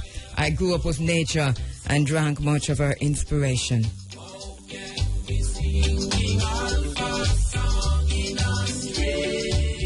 All right, let's go immediately to the phone lines. Hotep? Yeah, man. Good morning. Good morning. Yeah, man. It's Marcus Garvey. You are so right. Did you look it up or did you know? I just know it out of my head, You've heard it before? No, what I know is Marcus Garvey. Yes, did you know that Marcus Garvey was born near the falls of the Roaring River? No, I didn't know. And you know why that's important? Because now the Roaring River is being sold, given away. To the Chinese. Well, to China Harbor. Yes. And but the information that we have regarding Marcus Garvey's connection to Roaring River is so strong that I'm wondering how they're even going to pass that from a heritage perspective to give it away like that. We'll talk about that later. What's your name? My name is Wilson, Okay, Wilson, so you have won that book. How do we get it to you? You'll call us back on Tuesday and let us know how to get it to you, or you want to hold the line? Yeah, we call one day tomorrow. All right, Tuesday, because we're not here tomorrow. So Tuesday, the office is not open tomorrow, just the on-air part of things. Yeah, man. All right. Okay, thank you very much. All the best, Wilson. Good to hear you. Okay, man. All right. Then how come Wilson and call my mom? I don't understand. I mean, you can call me other things for other programs. Me even tell Jerry what I say, For News Talk. You don't call my mom them time. Hey, Wilson. Congratulations. So Wilson will call back on Tuesday. I wouldn't know him, man. He'll call back on Tuesday. I was born in the beautiful parish of St. Anne near the falls of the Roaring River. I grew up with nature and drank much of her inspiration. The words of Mwalimo Marcus Mosiah Garvey. I want to say a very special morning to my brother, Kwame Pianke. Kwame, I want to thank you so much for the research that you've done regarding this, because I would not have gone there, and you went there, and we're going to go there right now. Thank you. African Liberation Day is tomorrow.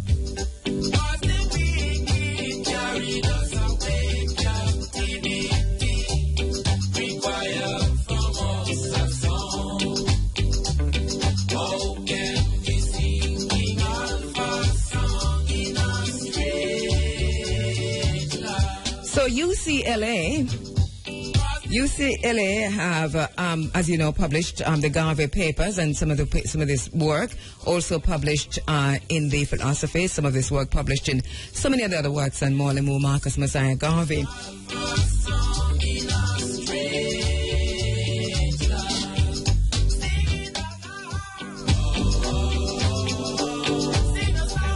Lou Goodnino, in his book Reggae Heritage, Jamaica's Music, Culture and Politics, was driven to include a chapter on Mwalimo Marcus Mosiah Garvey in his book.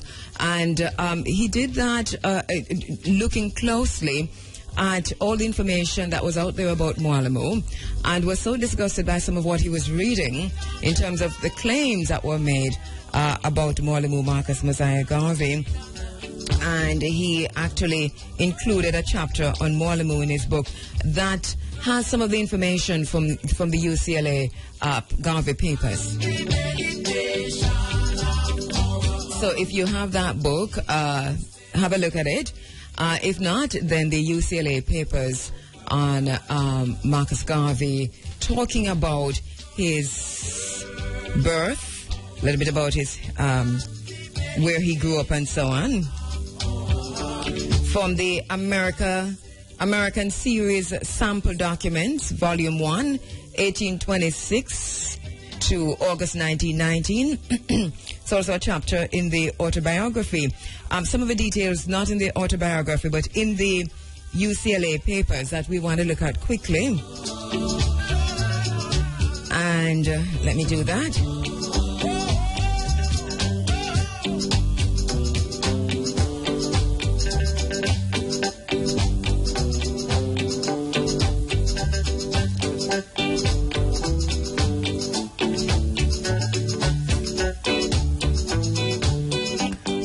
The Roaring River, the Minister of Transport and Works, Omar Davies, has now announced that the check has finished, or is so near completion of the work that it had to do in Jamaica, that they're fast-tracking things, and he's going back to Parliament to get, permission to fast-track things. One of the things that he has said is that the 120 acres that Jamaica has promised to check to China Harbor, that is in the Drax Hall area. Now, we know that we're talking about the Roaring River lands. We know a lot about the Roaring River lands. We know that the Roaring River lands is a watershed area. And we know that China Harbor has requested lands on both sides of the road. So that takes us to all of the Roaring River lands on the one hand, and then on the other hand, all of that land that includes Laughing Waters. What that does is that encircles, that encompasses and includes the entire Roaring River watershed area, which is part of an extended Rio Bueno watershed area, which we know is really the heart. If you think of where the blood comes from, it's really the heart of Jamaica. Now, this land is earmarked for commercial development, including hundreds of rooms, hotels, massive housing development, serious commercial development, which means, and it's also been given away now, which means that we no longer have access. It means that all that water will be harnessed by whoever gets the land. And for me, it is not significant who the land is being given to. It doesn't matter an iota. Right? So it doesn't matter. So we're not even going to talk about China Harbor or China now.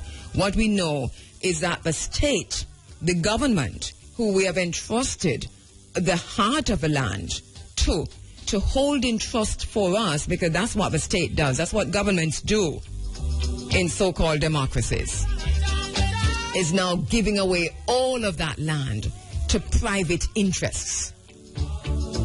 Don't matter who they are. That is the situation. Our concern is not whom the land is being given to. It is a fact that we are about to give away our heart. We are about to give away one of the most critical watershed areas in Jamaica. It's a massive amount of land, And on both sides of the road, on both sides, we have water on both sides. And that's why this land is significant to whoever has required it, has requested it. It is significant to them. It's on both sides of the road. All right. I have in my hand the deed to a massive part of that property, which talks about well, I do have two things. I have proclamation, rules and regulations, the St. Anne Development Order, which talks about that area. And I also have, yes, I came into possession of it. Don't ask me how, but I have it, right? And I'm not going to say how.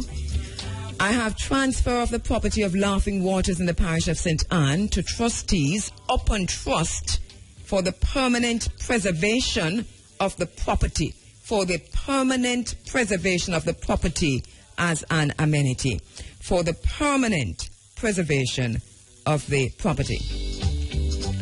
All right. So this transfer is made on the 25th day of April 2000 between the Urban Development Corporation, a statutory corporation established under the existing virtue of the Urban Development Corporation Act, having its office at 12 Ocean Boulevard in the city of Kingston, hereinafter called the grantor of the one part, and the designated officials of the organizations, more particularly described in the first schedule here too, and the grantor, thereafter called the trustees, which expression shall include their successors and assigns of the other part. All right. That is a legal language. It's all legal language. But I'm going to skip a few and go to this particular. It says, now this deed, okay, whereas the trust property has been valued by an independent valuator, etc., etc. Now this deed witnesses as follows, and it gives a few different points. And then it says that the trust property shall not in any circumstances be sold or mortgaged. That the trust property shall not in any circumstances be sold or mortgaged. Then how come? It also says that no house building or other erection shall be erected or put upon the trust property other than and except for buildings of a similar kind adapted to promote its beauty, character, landscape, and ecology. Then how come? It also says that the trust property shall not in any circumstances be used for the sale of intoxicating drinks thereon. Then how come?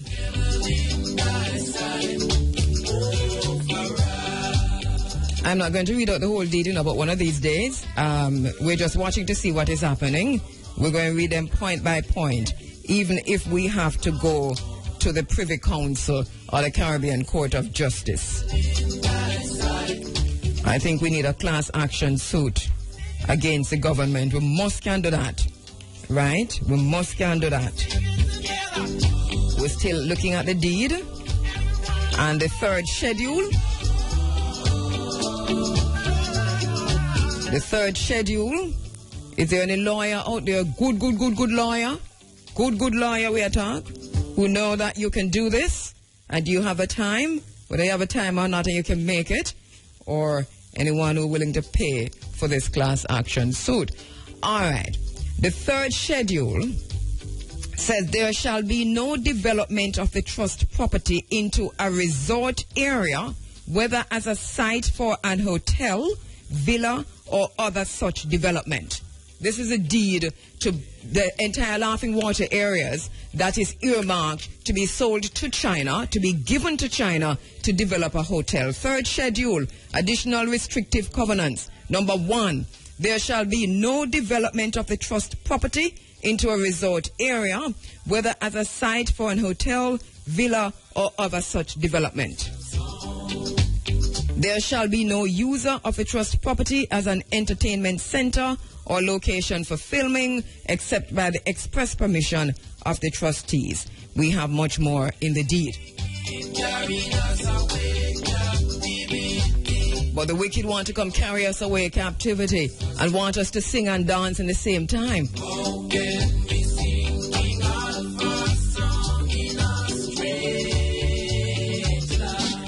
Well, we know that we did not lose our land.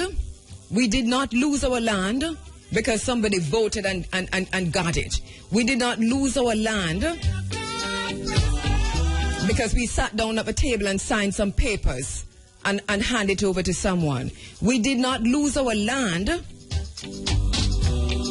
by singing and dancing and beating the big drum and the small drum and the in-between drum. That's not how we lost our land. We lost our land at the barrel of guns. We lost our land through enslavement. We lost our land through the massacre of thousands of Tainos from whom I am proud to say I'm descended. And as a result of that, we know how to reclaim our land. And how do we reclaim our land? We know there is an unfinished revolution. There is an unfinished revolution that must be finished.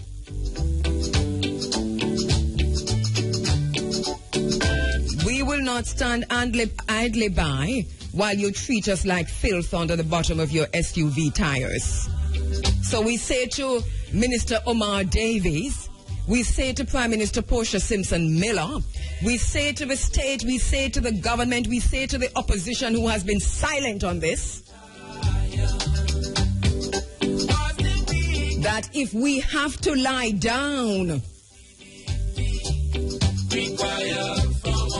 on the lands at Roaring River, if we have to file a class action suit,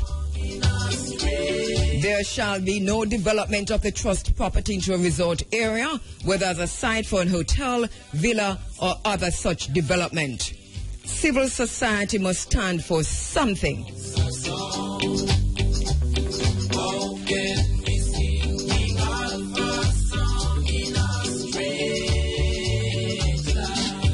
And now I'm going to go to the Registrar of Baptisms of Slaves. You know, normally we don't use that word on this program. We say enslaved Africans, but we're talking in a language that everybody can understand us this morning. Because even though my spirit is sad, and even though my spirit is saddened, as I said before, I am not impotent.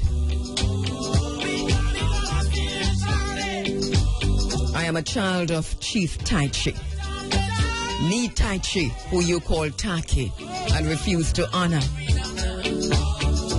So we go now to the Register of Baptisms of Slaves in the parish of St. Anne. This is information coming from UCLA that is published and that is available by just going to the registrar. So we're talking about Mwalimo Marcus Mosiah Garvey, and it talks about the baptism registrar, the name, the Garvey family.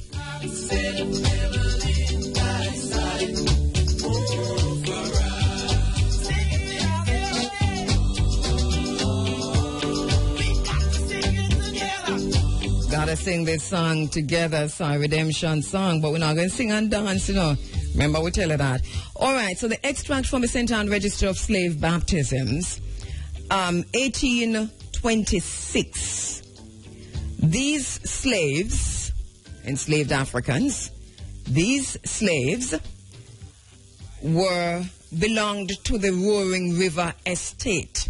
That is how they are entered into the register, the baptism Register of Slaves, St. Anne Register of Slave Baptisms. 1826. These slaves belonged to the Roaring River Estate. Let us go back to the words from Mwalimo Marcus Mosiah Garvey. I was born in the beautiful parish of St. Anne, near the falls of the Roaring River. I grew up with nature and drank much of her inspiration.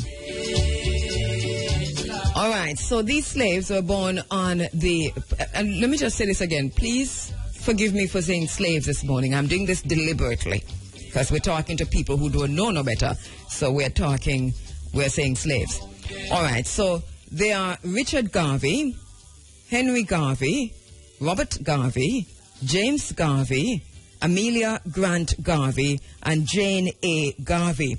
Lou Gooden, in his book, when he came upon this information, talked about the deception, the academic deception of some who know, some who have the information, but don't necessarily go there for whatever reason. I think we begin to say that ourselves, that there is some academic deception in terms of the information that is out there about Mwalimo Marcus Mosiah Garvey.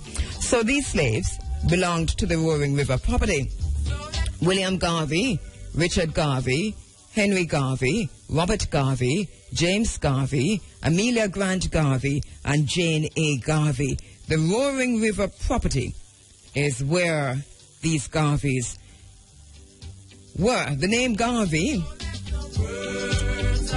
and we don't want to read everything because you can go and find that, but it talks about where the name came from and who were the enslavers and how they came in from Ireland and so on, and the fourth and the youngest son of John O. Garvey, etc., etc.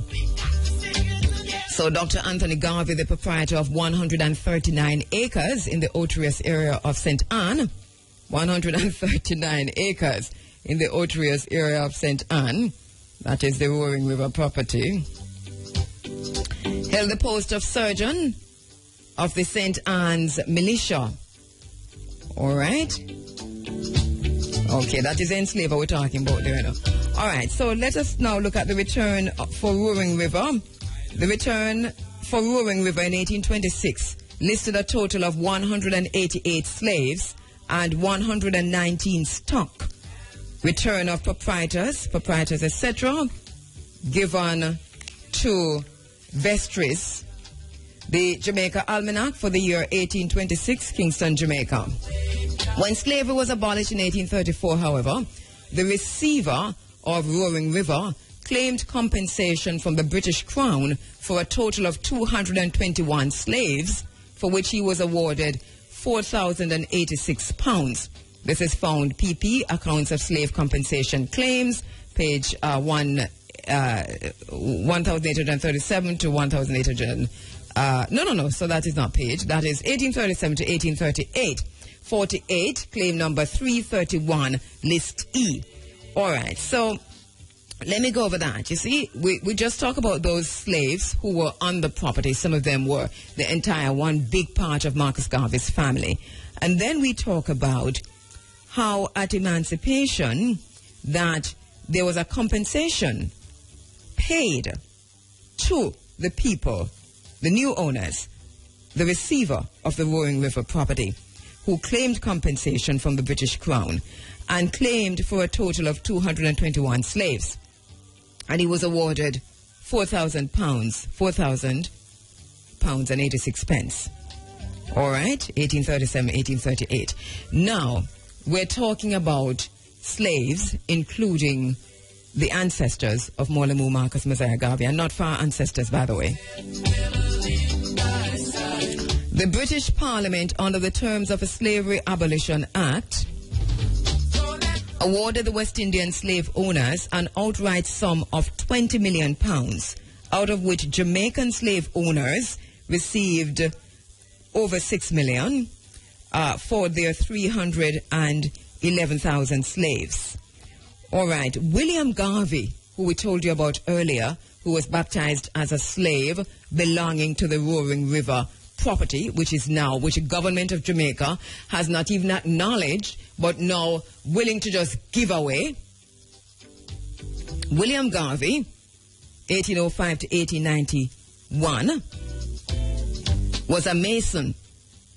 He was the grandfather of Mwalimo Marcus Mosiah Garvey, according to the UCLA papers, which cite IRO death certificate, Parish of St. Anne, number 1061 GA. William Garvey, a Mason, was Marcus Garvey's grandfather. He eventually owned a home on Windsor Hill, a slope behind the town of St. Anne's Bay. That is where they tell us that the Garveys are from. Okay? His land bordered on the large cloisters property of the Wesleyan Methodist Church and extended on to the Windsor Hills estate of Anthony Reary, a prominent St. Anne's Bay businessman. After William Garvey's death, his son, Mosiah Garvey, moved his family to Windsor Hill, where Marcus Garvey lived until early manhood.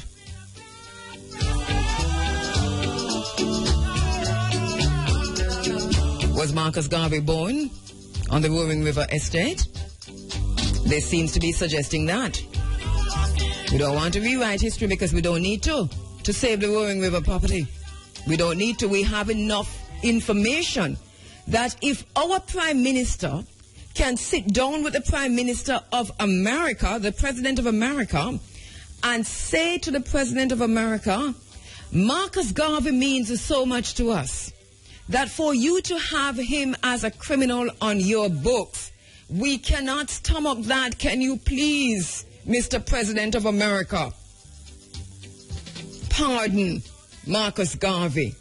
For our Prime Minister to say that to the President of the United States and not pay attention to the fact that the property that you're about to give away to build hotels is a property that Marcus Mosiah Garvey was born on, that his family was enslaved on, that you would do this even while you plead with the President of the United States to make Marcus Garvey, to pardon Marcus Garvey.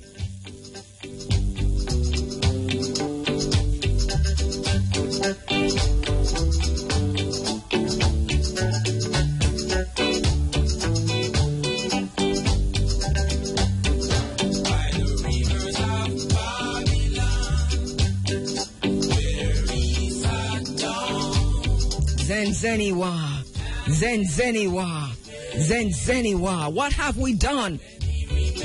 What have we done? In May 1837, during the probationary period of apprenticeship that followed the abolition of slavery, Robert Garvey, another ancestor, close, near ancestor of Mwalimo Marcus Mosiah Garvey, succeeded in purchasing his freedom as a non-predial apprentice for £30. Information found in the papers relative to the abolition of slavery in the British colonies, Part 5, Jamaica, 1838. Return of valuations concluded by the special magistrates from the 1st of November 1836 to the 31st of July 1837 inclusive. Centre District, St. Anne's. James Garvey was listed in a will entered July 1911 as late of Steertown in the parish of St. Anne, labourer. The slave register of 1832 referred to a William McBean, birth, Negro, 2 years and 4 months, Creole, of Amelia Garvey. The Scottish absentee planters who owned Roaring River before it went into receivership were William and Alexander McBean. In the other Roaring River slave registration records, Amelia was also listed as the mother of Sammy, Negro, 2 years.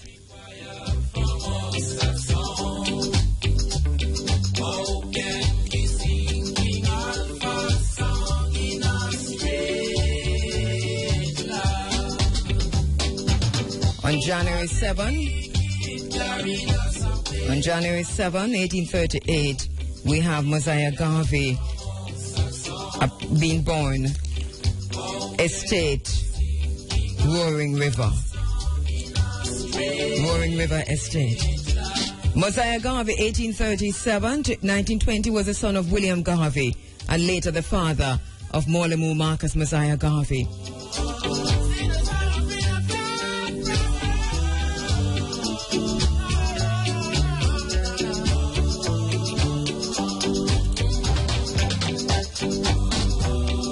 what have we done? The words of Mwalimo Marcus Messiah Garvey, Jamaica's first national hero. I was born in the beautiful parish of St. Anne, near the falls of the Roaring River. I grew up with nature and drank much of her inspiration. Oh, Mwalimo. Oh, Mwalimo, if only you knew. Oh, Mwalimo. Oh, they're about to give away the Roaring River lands. Goes against everything that we believe in. Goes against everything that we say we believe in. Africans in Jamaica. If this doesn't fire you up, I don't know what is going to get to you. Africans of Jamaica, are you going to stand by and allow this to happen? In the name of Marcus Garvey, we say no. In the name of Mwalimo Marcus Messiah Garvey, we say no. Mr. Omar Davies, listen to the voice of the Africans in Jamaica. Because if you ignore this at your own peril. Listen to the voice of the African Jamaicans. Listen to the voice of the Africans in Jamaica.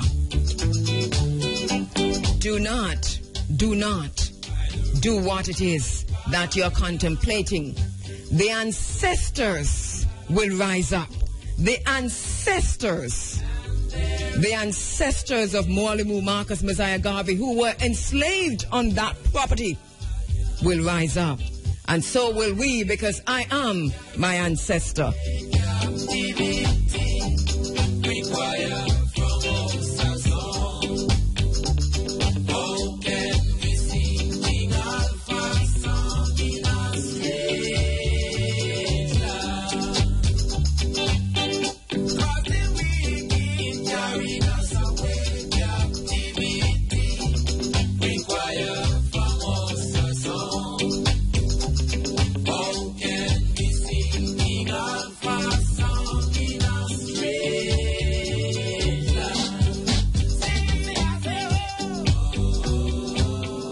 Hide nothing from the masses of the people.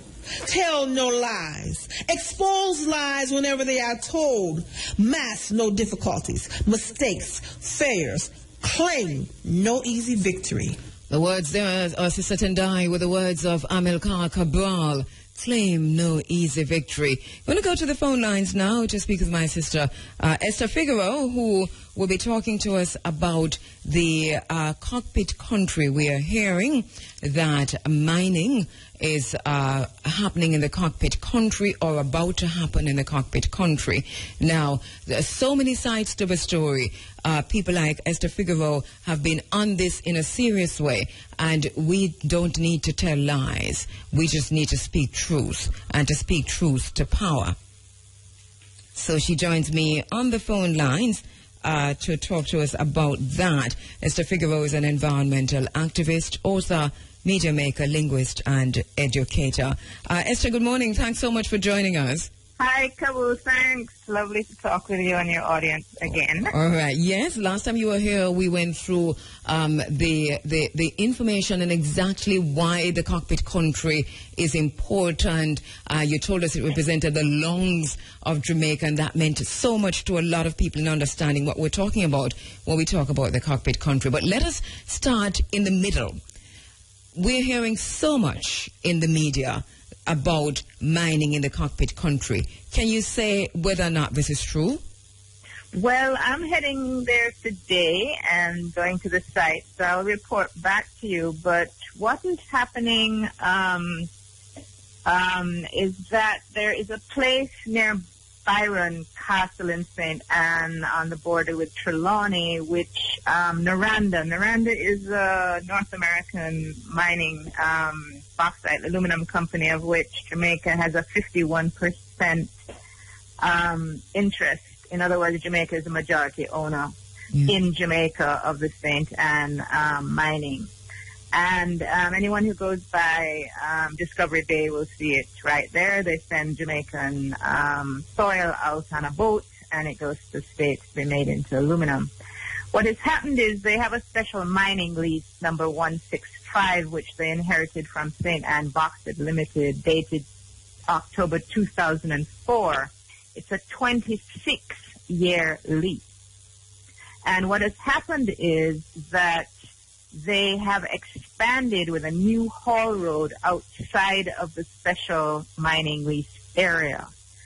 And this has been documented by Windsor Research Center, and the photographs are really quite horrific.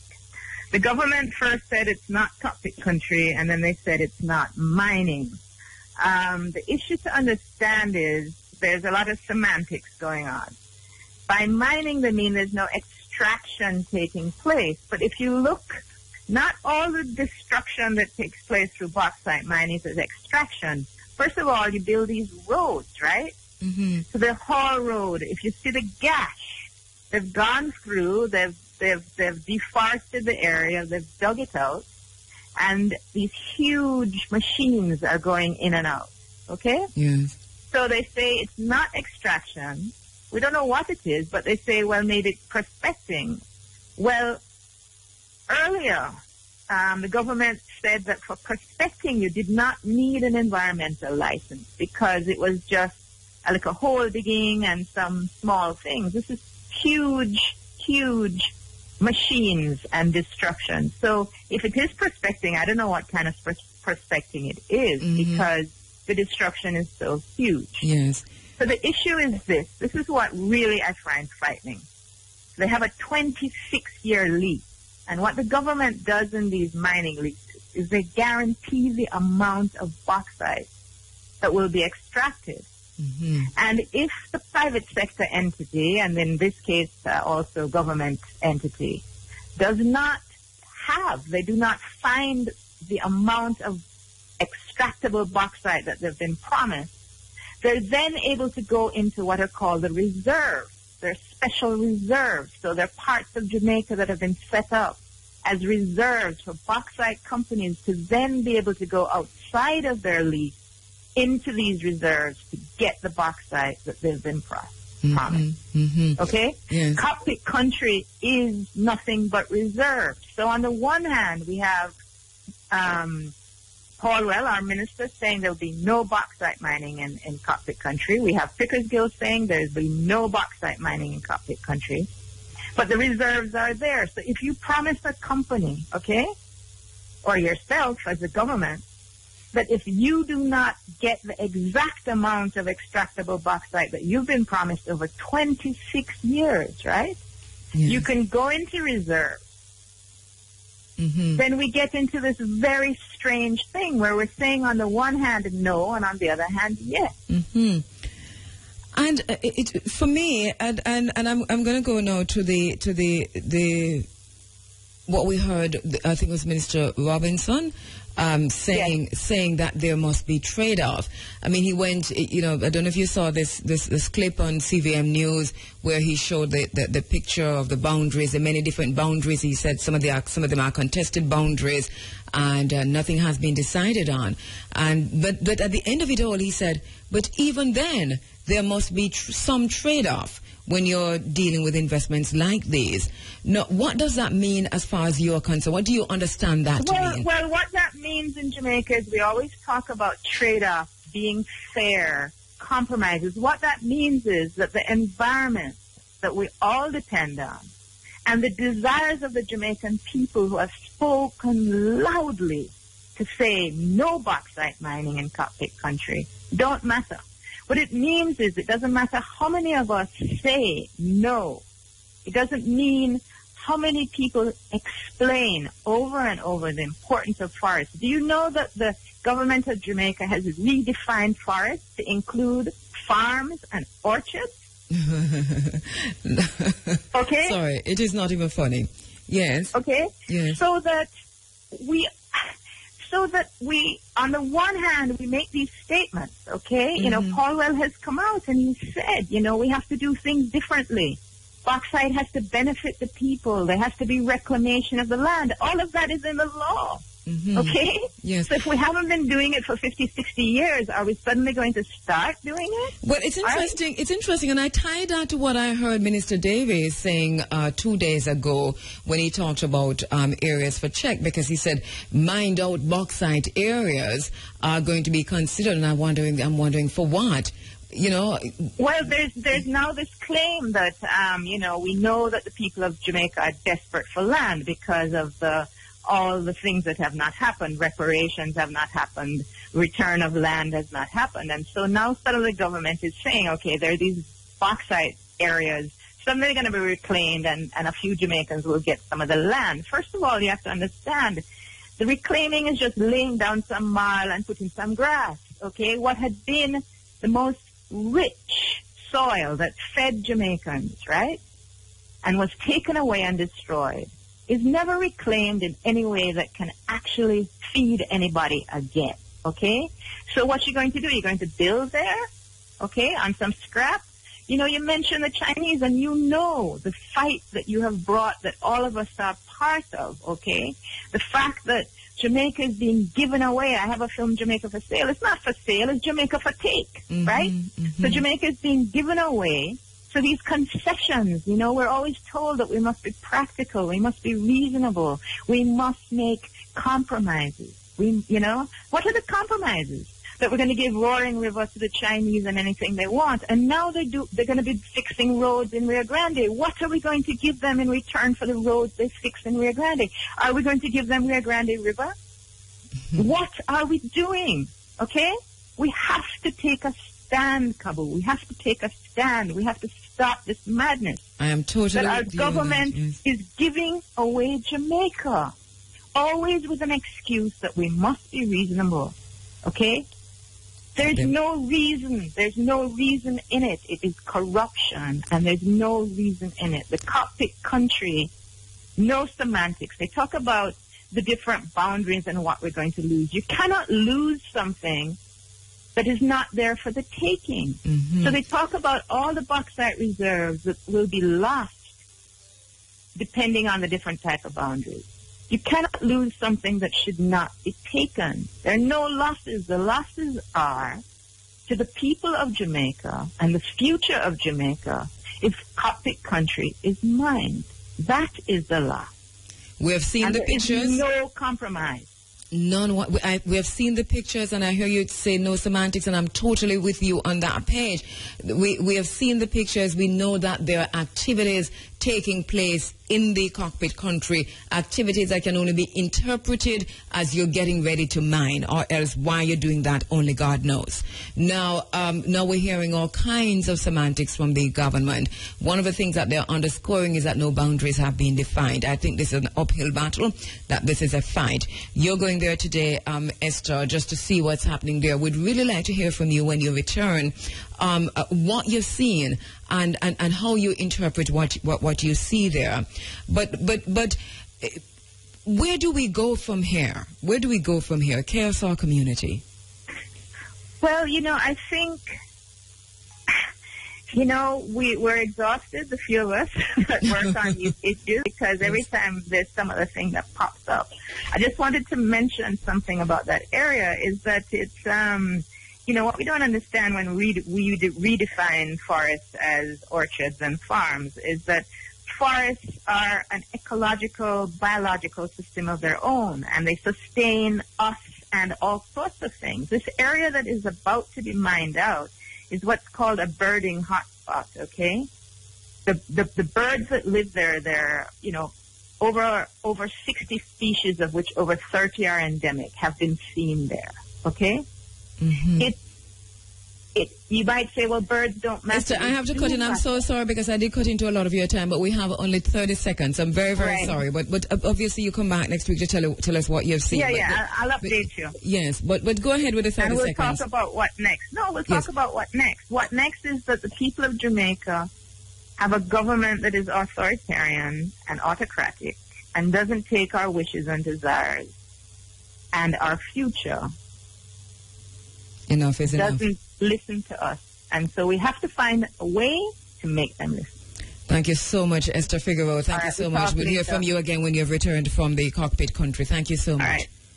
environmental activist, author, and you heard her talk about her film, Jamaica for Sale. Please watch that documentary. It is online. You can watch it. Jamaica for Sale, important, done by Esther Figueroa. Tomorrow, Monday, May 25, is being celebrated as African Liberation Day, and we want to talk a little bit about that inside of the program this morning also. When we lose our African connection, we lose our world connection. When we disconnect ourselves from Africa, we cease to be a world people. Without the African connection, we are a disjointed people, begging for the entry into somebody else's house.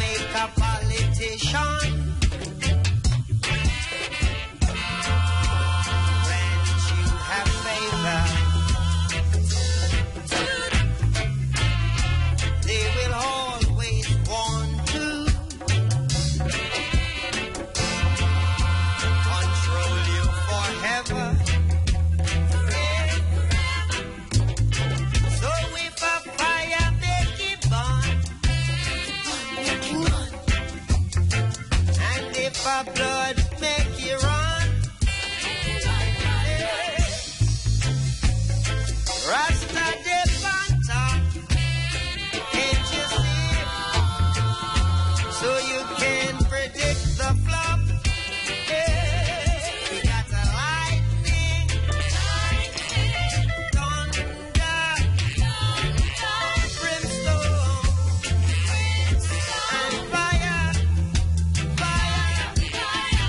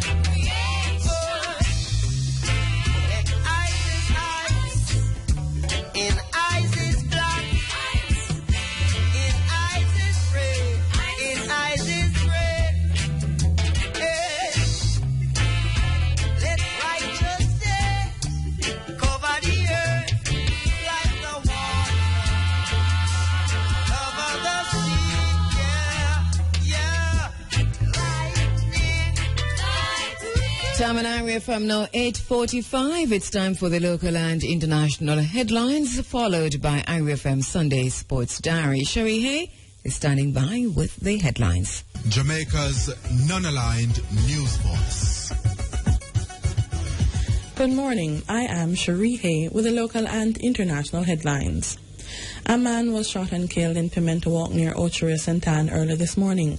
Up to news time, police had not released the details of the incident, but this is the third murder to be committed in the parish in 3 days. The first was 43-year-old Clinton Robinson, otherwise called Money Tree, from Steertown on Friday. Police say about 12:15 p.m. a gunman approached Mr. Robinson at a shop in Steertown and shot him. He died while being treated at hospital. The second incident happened in Brownstown yesterday. Dead is 35-year-old Nika Zari Gordon, also called Chris or Fastic, of Philadelphia District in the parish. He was allegedly stabbed by another man at the Brownstown bus park. The alleged attacker, who is said to be from Spanish Town, St. Catherine, fled the scene and is being sought by police.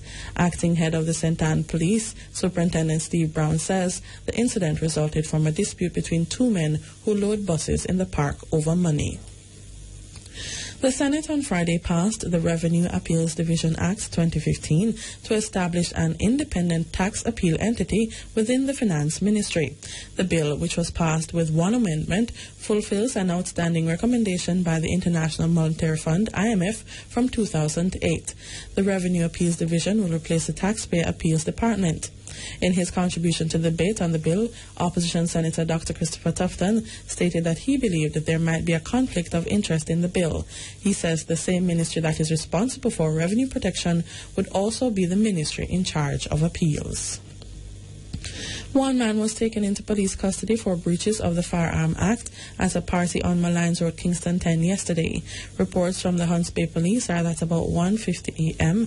the police went to a session and saw a man acting in a manner that aroused their suspicion. The man was searched and a 9mm pistol with a magazine containing 15 cartridges was taken from the man. He was taken into custody. However, his identity is being withheld pending further investigations. The Hard Trust NTA this week launched its Labour Market Information Portal, which is an online platform aimed at increasing public access to labour market information. The interactive portal provides extensive labour market information on the Jamaica labour force, employment, skills in demand, and surplus and labour force trends. Hart says the portal also features a skills bank and that the next phase will incorporate real-time job vacancies, career matching, and career explorer support services. The Chinese government has donated medical equipment and supplies valued at $400,000 to the ophthalmology department at the Kingston Public Hospital. The Chinese ambassador made the donation to Health Minister Dr. Fenton Ferguson during a tour and handing over ceremony at KPH on Friday. Dr. Ferguson also met with a group of Chinese eye doctors who performed free cataract surgeries on about 200 Jamaican patients as part of the Chinese government's medical aid project Bright Journey. The Bright Journey medical mission is in Jamaica for the period May 18 to 28, offering free cataract surgery and clinical care. And in news overseas, several mass graves thought to have contained bodies of migrants have been found in Malaysia. Home Minister Zahid Hamidi was quoted by Malaysia Star newspaper as saying the graves were found in 17 abandoned trafficking camps near the Thai border. He did not know how many bodies had been recovered. Several mass graves have been found in Thailand along a route used to smuggle Muslims fleeing persecution in Myanmar, also known as Burma. Finally, Ethiopians are voting for a new parliament in the first election since the death of long-serving Prime Minister Meles Zenawi in 2012. The current parliament has now only one opposition MP, and Mr. Zenawi's successor is expected to hold on to power. The opposition and human rights groups have accused the governing party of intimidation, a criticism it rejects. Observers from the African Union are monitoring the poll. Those were the local and international headlines. News is next at 11:45. You can go online to irfm.net to view some of the stories. Like us at facebook.com/irfmnews. Follow us on Twitter at irfm_news. From the IRFM newsroom, I am Cherie Hay. You're inside of the Africa Forum. It is Running African.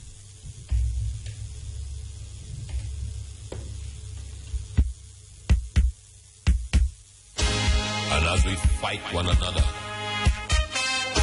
for the power and the glory, Jack Kingdom goes west. We the people walk and know just where we're going. Right now we hands are tied behind the back, while certain people if I'm butting. Where do we stand? We have too far to go, not to really know just how we're getting there. And if we're getting anywhere, we have too much to change, not to know the range of possibility and changeability. Violence and crime is commonplace within these said times. No man walk free.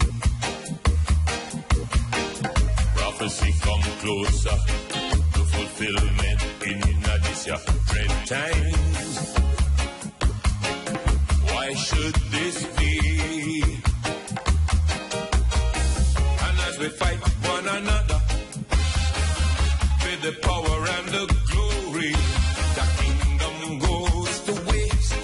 And every drop of blood we taste, I feel we own this race, yeah. I feel we own this race.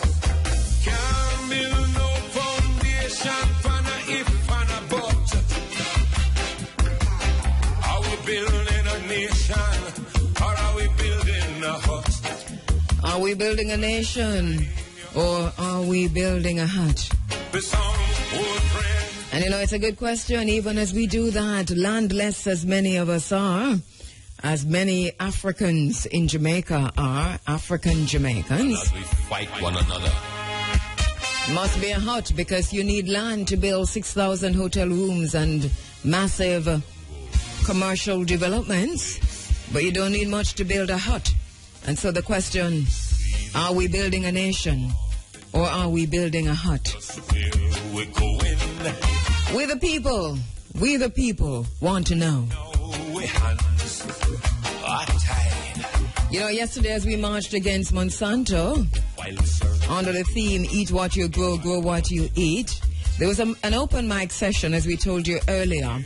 and some really strong points coming from persons who were not necessarily tapped to speak, but were on the ground, on the location, and had burning issues that they wanted to talk about. And one sister in particular, Colleen Taylor, made the point of landlessness and land ownership. And she talked about how relevant and critical that was to everything we were talking about, GMO, and how do we get rid of genetically modified products if we do not have land to ensure that we plant our own. Now, as she did this, she started crying. And she cried because for many reasons. Now, I'm not going to tell you why, because she's here with us this morning. I asked her to come in this morning because I wanted to bring that discussion to the fore and that passion to the fore. Really, really touched my heart yesterday as we gathered after the march at the Otrius Clock Tower. My sister Colleen Taylor, good morning. Thank you so much for joining. Blessed good morning, Sister Kabu. All right, very, very happy to have you in the studio. Greetings to everyone in Radio Land. Sister Kabu, my heart goes out to you. You're fighting for us, and we love you. You are my nanny. You're my hero. I can see, and this is it, you see, because I know that you're carrying the pain of a nation. I know that. Thank you, by the way, for the compliment. But I see that you're carrying the pain of a nation. When you started talking yesterday about landlessness, you made that point cool, calm, and let me say collective. But after a while, the emotions kicked in. Tell me what it is about this issue that gets you so much. Okay, Sister Kabu. I am an individual. I was raised in a family that was not my own. So it leaves me in a spot where after becoming an adult, I now started having children. I had my son. So I had to be on my own. I had to rent a place. And moving from one place to the other, I've been renting place, and each time I rent a new place, either I leave the stuff that I had before. Now I'm in a situation where I'm living. It's not the condition that I want to be. I have 2 beautiful daughters and a son. This is not how I dreamt my life to be. And as a hard worker, because this is what we know you are, you're a hard worker. You're saying you as an individual, an African Jamaican, unable to own land. I'm unable to own my own home because I don't have land. I cannot buy land. Working on minimum wage. What are the powers that own it? What are they thinking of? How can I work on minimum wage and own a piece of land? It's impossible. The least I can pay for a bit of land in Jamaica is anything over $1 million. When I earn minimum wage that cannot carry a mother and 2 or 3 or 4 children, not just me, every single mother, even double parents out there, when you earn minimum wage, how are you going to own land? Know what I know, because I have books with me that I read, and I carry such books today that I read from different books that shows me that land creates stability in a person's life. If you look all over the world and see the fighting that is going on, what are they fighting over? Land. If this wasn't essential to human stability, why are these huge first world countries fighting over land? We need land in Jamaica. I simply presented the Prime Minister the other day. She was here at RFM. I presented her persons with a letter to give her, because I outlined, and I have copies of this letter, to say, look, Madam Prime Minister, here's a way to tackle crime. Grant us land. There are entities that offers, I know this because I've done a course through the group BEEP, and through this course and different courses that you do, you're supposed to now gain some kind of means of earning from the skill that you get there, the training that you get there. No, there are entities out there like EU that offers tons and tons, millions of dollars. What I can tell you, if you should check this out, these millions of dollars end up going back to the EU because the powers that be has put so much red tape, so much bureaucracy to it that you're not able to access these funding. So if we were able to get land, access these funding, we'll be able to build our own home. We'll be able to start our own little community business. Now, when you build your home, you build your community, you build the district, you start building the nation. Once you give people land, let them have somewhere to live, not having to move up and down and lose everything. How can our children be stable? How can they learn in school when they have to move from pillar to post just because of one stupid decision that these people won't step up to the game? You love poor people. Step up to the game and grant us. Just show us one thing. Grant us land. Give us the land. We're not begging for this. Our ancestors fought for this. We earn it. It belongs to us. Give it to us so we can create stability in our family, in our communities, in the district. Then you'll have stability in the country. Then you will see some sort of growth in your economy, that you are so dependent on these super countries to give you handouts. Even us as a nation, we're tired of handouts from our friends and family. Grant us land so that we can gain stability. That's all we ask of you. You know, my heart goes out to the sister, and I'm looking at you. I'm seeing your passion. You know, I'm in that place that you've gone to say that there must be some change. Somebody must listen. Somebody must care enough. And the question is, are we at the place where we, depending on the Prime Minister, depending on the state and so on, to provide the land, I think that we've waited long enough, and we still say that there is an unfinished revolution. The revolution, I think, is going to be predicated on land, how we finish this business that Paul Bogle started, that Sam Sharp started, that Chief Taichi started, how we finish this business of land ownership. You talk about minimum wage, and I know quite a few persons, quite a few mothers who are on minimum wage, who are trying their very best to buy land, to acquire land, and to build a little place. What is the minimum wage, my sister? What is the minimum wage? Mr. Kabu, I have not worked for the last 4 or 5 years. I mean, I've done a little piece here and a little piece there, but not minimum wage, because when I realized I could not gain a job in Jamaica, I decided to go to a male field, which is construction. My sister and we tried to learn a little bit of steel work. So it's not a minimum wage there. So I'm lost. So that's what you're doing now, the steel work. As I say, I'm out of work for the last 5 years. Well, there's so much construction happening in Jamaica, because they tell us that check is there and a lot of construction happening. One would think that, you know, if you have the skill, you can find the job. Okay, there is an issue in Jamaica here. There's a lot of things that we have to deal with, Sister Kabu. There's an issue of age limit in Jamaica. For a man, once you pass 35, it's hard to get a job. For a woman, once you pass 30, it's hard to get a job.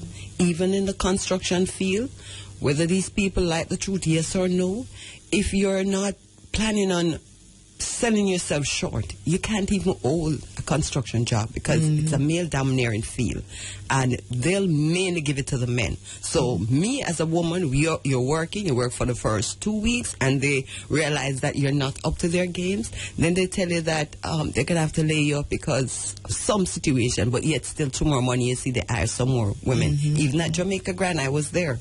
And either you don't get your pay, you get it short, or something. You said you left a letter for the Prime Minister. Have you heard back from them? No, I have not. What is it that you're requesting? Land. I was basically stating to the Prime Minister that here is a way you can tackle crime. And after seeing myself having to move from place to place, I realized that, no, I have to stop and think. Then I'm thinking now, and I realize now that I had my own home. So I could have my own little backyard farming I would be able to take care of my offsprings. I wouldn't even have to run up and down to try to get some work, because I could create work right there for myself. Because if I farm enough, then I can eat a portion of my produce. I have friends in the market. I can take the rest, what is left over, to them to sell, so I can gain money to send my children to school. I wish the powers that be would truly, truly, truly care about our children. I'm a mother and I care about every child. I know what it is to have your children to send to school and can't send them to school because there's no means of income. There are so many other countries. We follow all the other countries in the world and do everything that I would see that is bad that they do. Can't we just follow them and do something good? There's a little country called Brunei. The Sultan has created a system for this country and have the country running smooth. We talk about Singapore every day. Can't we just copy from the countries that do good? Just copy the little good here, the little good there, and make good of it in our own country? Can't we care about our children? As a prime minister, as the head of the country, I don't care which party is it, generally, how do you go to bed? How do you sleep at night? Not because we are your children, in so speaking. The nation is your children. How do you sleep at night? You must know the hardships that is going on. People are out here hungry. People have nowhere. When I look at children in Montego Bay sleeping on the street, in Kingston, I'm passing and I've seen people's children lying on the ground. And although I don't have much for myself, it kills me. Because I'm saying, where are these people? That is the head of this country. Don't they see this? Don't it hurt them? Don't it come them to the court to see a child lying on the ground? If this child parents had land to build a little home, to create some amount of stability, then this child would not be lying there. If you even have a home and no bed, you can throw clothes down on the floor and sleep. One day, you'll be able to buy a bed. Please grant us land so that we can have stability. I need land so I can have a home of my own. I've lost furniture on top of furniture from moving place to place to place. I have nothing now. I'm tired of this. Just grant us some land, enough land so we can do our home farming on it, so we can stem out GMO. Unless we have land, it's a problem to stem out GMO. If we have land, we can do our own backyard farming. Don't you care about your people consuming all of this GMO? You don't care. You know, one of the things that I'm looking at the sister in the studio who's really crying, and this is really no sham. This is no pretense. She is echoing the thoughts, the views, the feelings of a lot of Africans in Jamaica who today are landless, who are getting to the point of hopelessness. But we're not going to be hopeless because we know that this situation has to change. How we change it is by coming together. It's a unity that is important, and determining how we move on from here. You are echoing the thoughts of many teachers who are taking home $70,000 per month. And that is what a lot of teachers are taking home, who are now being offered a 5% increase after a wage freeze of 5 years. The wickedness that is being meted out to our public sector workers, it is unspeakable for many. You can't put into words the extent of this wickedness, because we see the flip side of this in terms of what is happening with how government ministers are acquiring land and property. There are people who have come into political parties as representing different constituencies, and we know you before you go in, and we see you as you make your way to become the landed gentry. because you acquire more and more land and you acquire more and more real estate. And this is the order of the day in Jamaica. It cannot continue. Not when women like my sister Colleen, not when women who are working so hard are landless and as a result homeless. We are going to get to a point when something's got to give. And I think we're at that point now. Colleen, I know you're waiting on the Prime Minister to respond to that letter. In the meantime, what do you do? Sister Andrew, honestly, Sister Kabu, I'm out of it. I need someone to tell me what to do. I don't know what to do anymore. I don't even know if I can hold on anymore. I don't even know if I want to stay here anymore. All that is keeping me is my 2 daughters because they are babies and I'm just trying to hold it for them. I see them trying their utmost best in school, and because of that, I'm just trying to hold on for them. Hold on, my sister. Hold on for them, and let us continue this conversation. Let us appeal to the Prime Minister to respond, but also to our own selves to somehow face this issue of landlessness in Jamaica. Too many of us are without land while we watch vast swathes of land being given to others. And we don't want to be accused of any kind of xenophobia or racism or anything like that, because that's not what it is. But our people must be priority. In other words, you can't be giving away acres and acres and acres of land when so many Jamaicans are landless. I am looking now also at the Roaring River lands, and I'm looking at the people who are called squatters there. And I'm asking, where will they go? Who are they and where will they go? My sister, I thank you for speaking yesterday. I thank you for coming in today and for raising that issue, for reconfirming that this must be priority, the issue of land ownership in Jamaica, the issue of attacking landlessness, and especially among African Jamaicans, because that's what the situation is. There's still large amounts of land in Jamaica being owned by the descendants of enslavers. That we know, and a lot of this is idle land.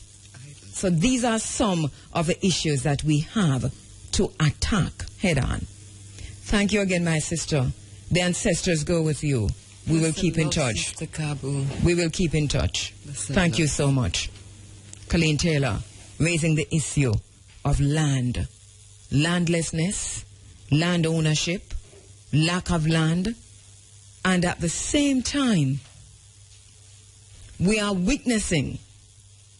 bearing witness to large acres of land being given to others in the name of trade-off or investment. What are you willing to trade off? Who are you willing to trade off? And how can you tell us that our living is better while you trade off and our people are sleeping on the streets? Our mothers are homeless. How can you talk to us about trading off land? The people. To identify the enemy is to free the mind. Free the mind of the people. Speak to the mind of the people. Speak truth.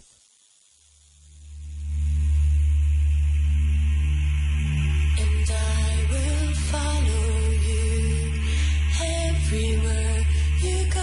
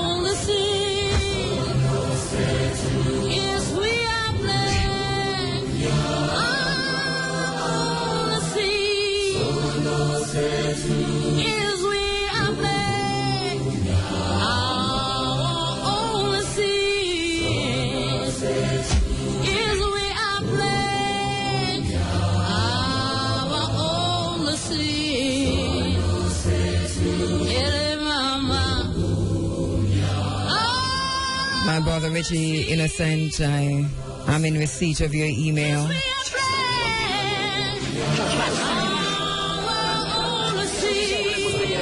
You have titled it Angered and Tearful. You say, I send this message with great pain and anger since the future of our children and posterity is on sale by those who have the mindset of those who relish the company and privilege from their masters. The invasion of a cockpit country in the roaring river is a transfer to those who are revered by the sellouts. Thank you so much, my brother.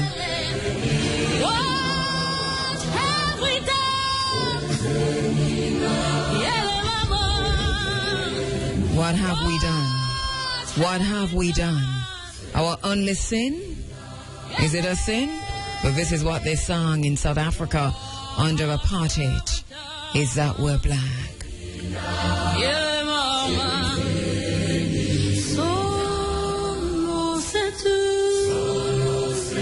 Black people, we must take a stand. We must take a stand, even if we're sitting down. Now is the time. Now is the time.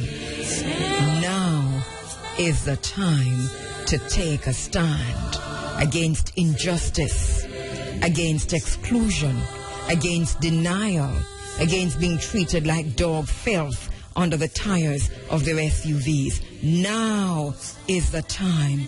Now is the time. In the 150th year of Paul Bogel's assassination, now is the time.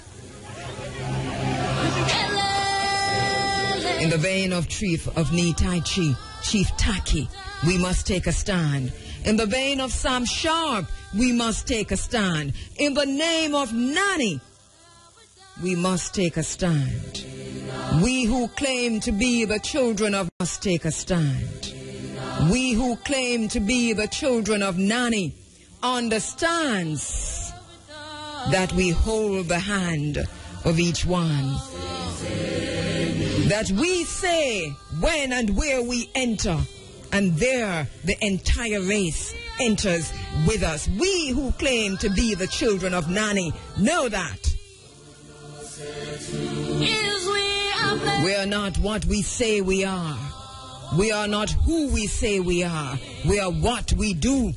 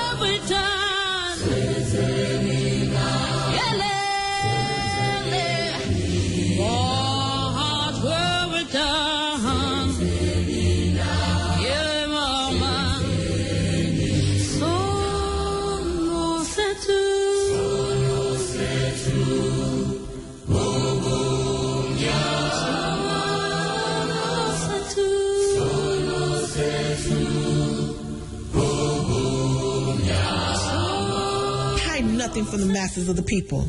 Tell no lies. Expose lies whenever they are told.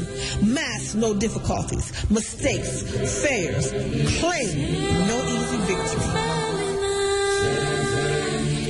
Ganja Farmer, I'm in receipt of your email. You say, greetings, Scarborough. Give thanks to all marchers. IRFM and the team for the march yesterday. What a joy. We want to see more young people out there. Monsanto, Roaring River, Cockpit are all symptoms in the liberation struggle of the African people of Jamaica.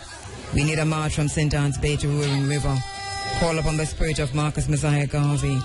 This watershed stresses from White River to Great River and encompasses St. Anne, Trelawney, St. James, Hanover, Westmoreland and St. Elizabeth, north and south. Some of the language I can't read, but I'm with you, my brother. If we mess with these riverheads, we perish. Simple. Omar Davies, PJP, Peter and the cabinet must be spotlighted and held accountable.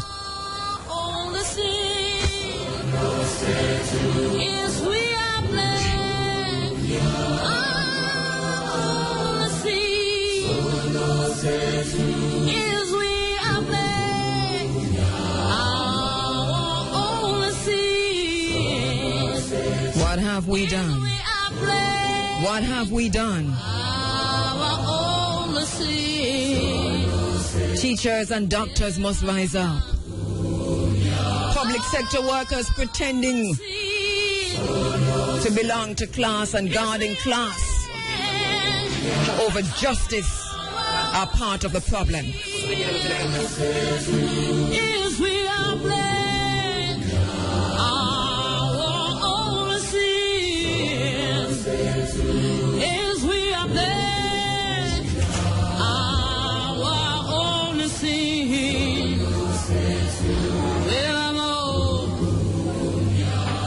When we lose our African connection, we lose our world connection.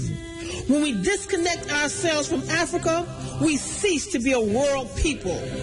Without the African connection, we are a disjointed people, begging for the entry into somebody else's house. So what are we doing as a people, African Jamaicans? Where are we going and how are we getting there? When and where we enter, we must choose that. But have we chosen to enter at the point of abolition and emancipation? Have we chosen to enter as slaves? Because if we have chosen to enter as slaves, that is why we're witnessing our governments shamelessly peddling our resources, which should be for the benefit of our people, to the first buyer, convinced that our resources will not be available for the welfare of African Jamaicans. Where and when and how have we entered? Have we entered as the children of Hatshepsut and Yah Asantua? Have we entered as the children of Nzinga, Queen Nzinga? Or are we entering at the point of abolition and emancipation? Who are we as a people and where are we entering? Only the black woman can say when and where I enter. And there the entire race enters with me. I enter at the point of Kemet, Ma'at Kheru.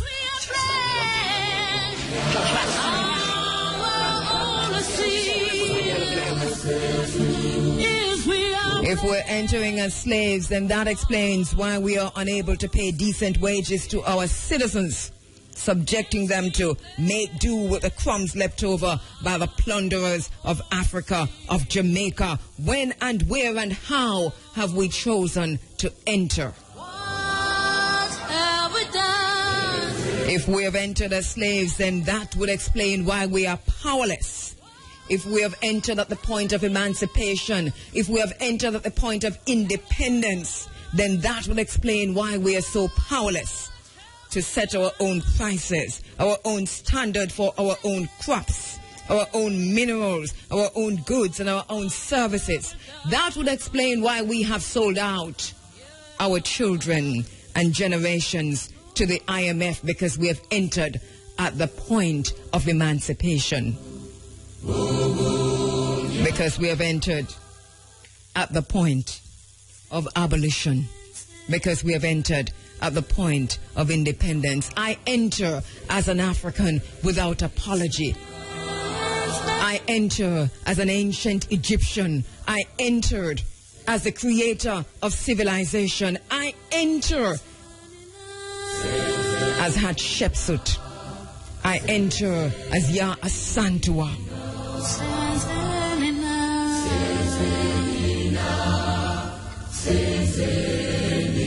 What have we done?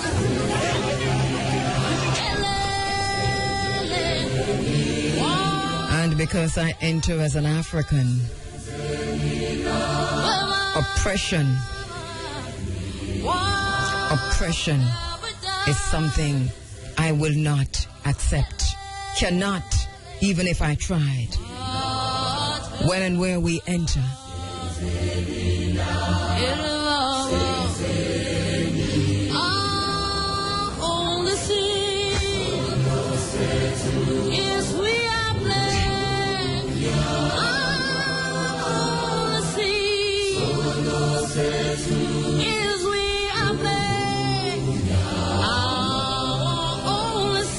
From Goat Island to Roaring River to Laughing Waters to the Cockpit Country.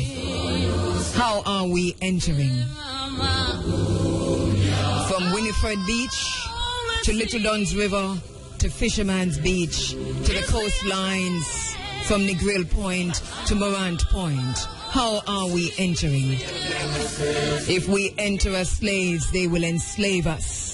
If we enter as free Africans, no man can stand with their boots on our necks.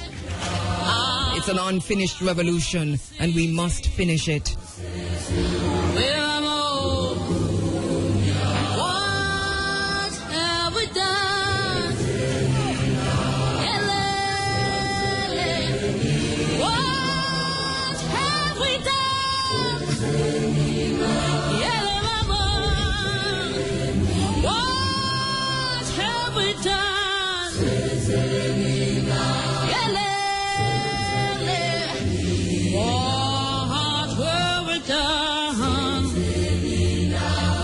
Mama. Solo sei tu.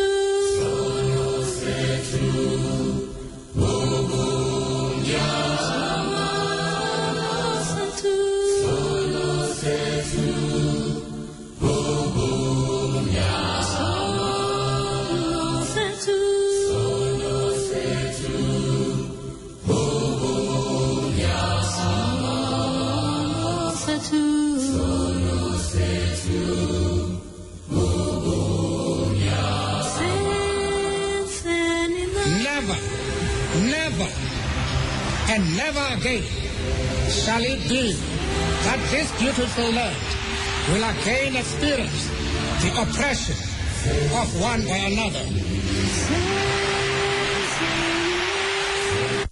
When we lose our African connection, we lose our world connection. When we disconnect ourselves from Africa, we cease to be a world people. Without the African connection, we are a disjointed people, begging for the entry into somebody else's house.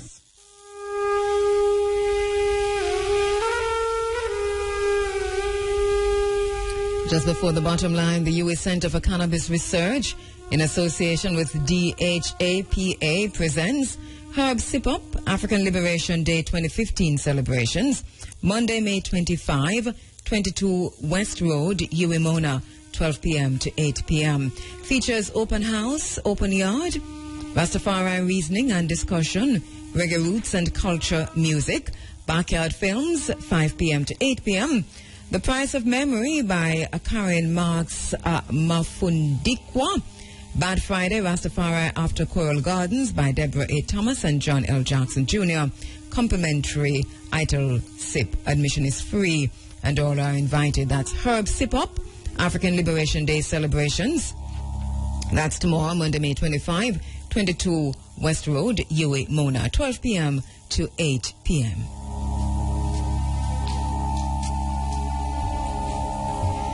All right, it's time now for the bottom line, brought to you courtesy of Adwa Nutrition for Life Health Food Store. Adwa Nutrition for Life. Let your food be your medicine and your medicine be your food.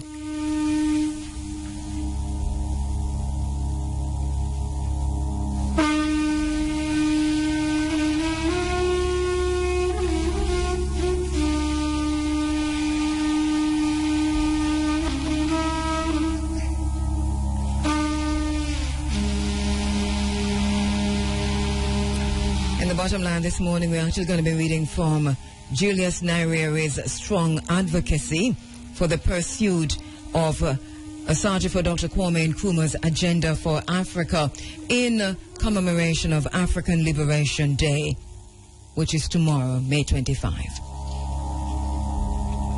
In the words of Julius Nyerere, so my remaining remarks have a confession and a plea.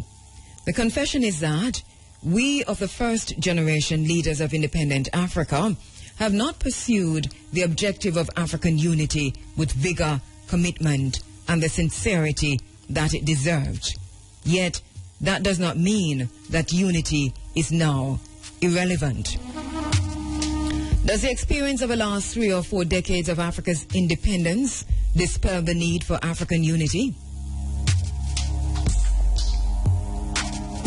With our successes in the liberation struggle, Africa today has 53 independent states, 21 more than those which met in Addis Ababa in 1963. If numbers were horses, Africa today would be riding high. Africa would be the strongest continent in the world, for it occupies more seats in the UN General Assembly than any other continent.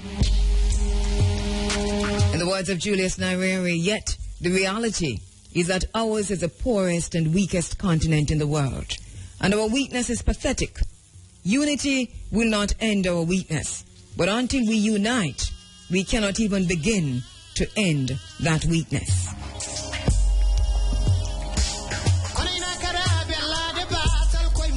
So in the words of Julius Nyerere, this is my plea to the new generation of African leaders and African peoples.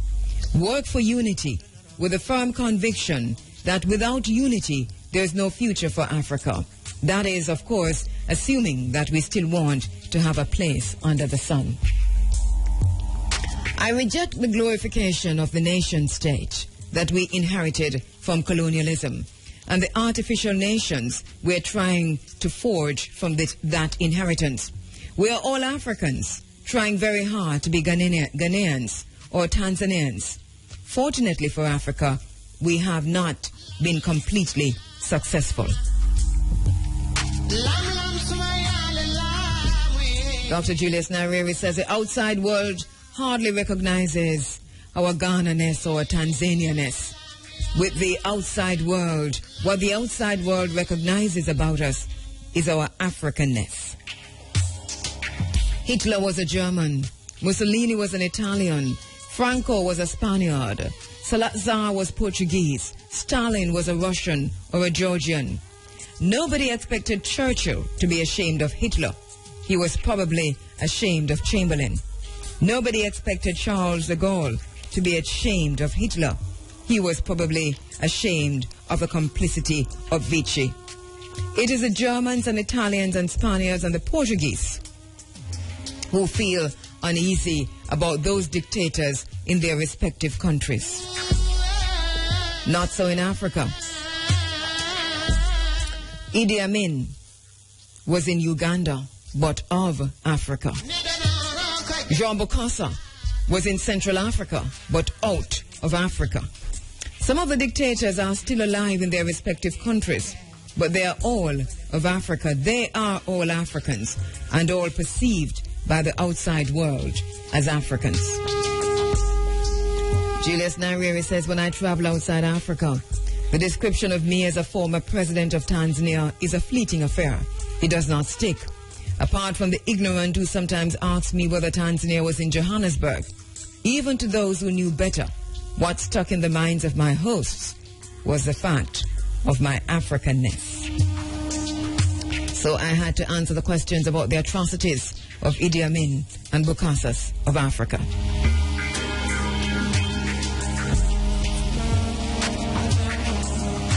Mrs. Indira Gandhi, the former Indian Prime Minister, did not have to answer the questions about the atrocities of Marcoses of Asia, nor does Fidel Castro have to answer the questions about the atrocities of the Somozas of Latin America. But when I travel or meet foreigners, I have to answer questions about Somalia, Liberia, Rwanda, Burundi, and Zaire. As in the past, I used to answer questions about Mozambique, Angola, Zimbabwe, Namibia, or South Africa. And the way I was perceived is the way most of my fellow heads of state were perceived. And that is the way you, the people of Africa, are all being perceived. So accepting the fact that we are Africans gives you a much more worthwhile challenge than the current desperate attempts to fossilize Africa into the wounds inflicted upon it by the vultures of imperialism. Do not be proud of your shame. Do not be proud of your shame. Julius Nyerere says, reject the return to the tribe. There is richness of culture out there, which we must do everything we can to preserve and share. But it is utter rubbish to think that if these artificial, unviable states which we are trying to create are broken up into tribal components and we turn those into nation states, we may save ourselves. That kind of political and social activism spells catastrophe for Africa. It would be the end of any kind of genuine development for Africa. It would fossilize Africa into a worse state than the one in which we are. The future of Africa, the modernization of Africa that has a place in the 21st century, is linked with its decolonization and detribalization. Tribal activism would be giving up any hope for Africa. And of all the sins that Africa can commit, the sin of despair would be the most unforgivable. In the words of Julius Nyerere, reject the nonsense of dividing the African peoples into Anglophones, Francophones, and Lusophones.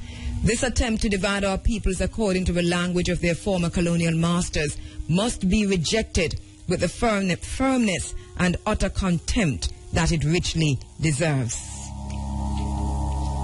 The natural owners of those wonderful languages are busy building a united Europe, but Europe is strong even without unity. Europe has less need of unity and the strength that comes from unity than Africa. In the words of Julius Nyerere, a new generation of self-respecting Africans should spit in the face of anybody who suggests that our continent should remain divided and fossilized in the shame of colonialism in order to satisfy the national pride of our former colonial masters.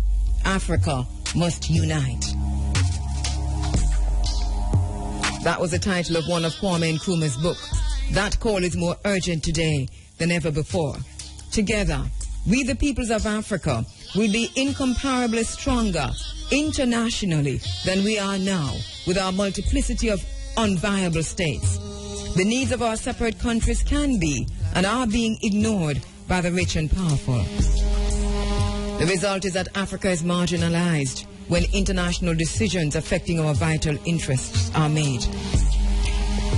Unity will not make us rich, but it can make it difficult for Africa and the African peoples to be disregarded and humiliated.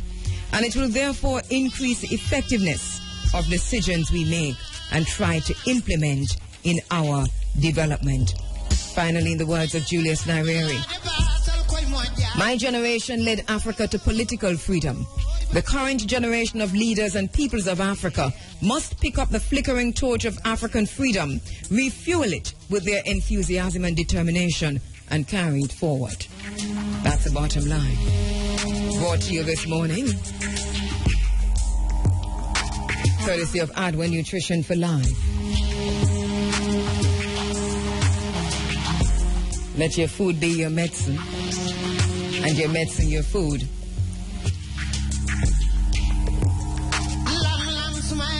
This is how we're saying goodbye for today. Thank you so much for joining. I'm Kambuma at Kheru. Thank you to my broadcast assistant, Shamara Preston. Thank you all. Thank you on the social media. Thank you everywhere you are. Thank you for listening. See you next week, inshallah. God willing.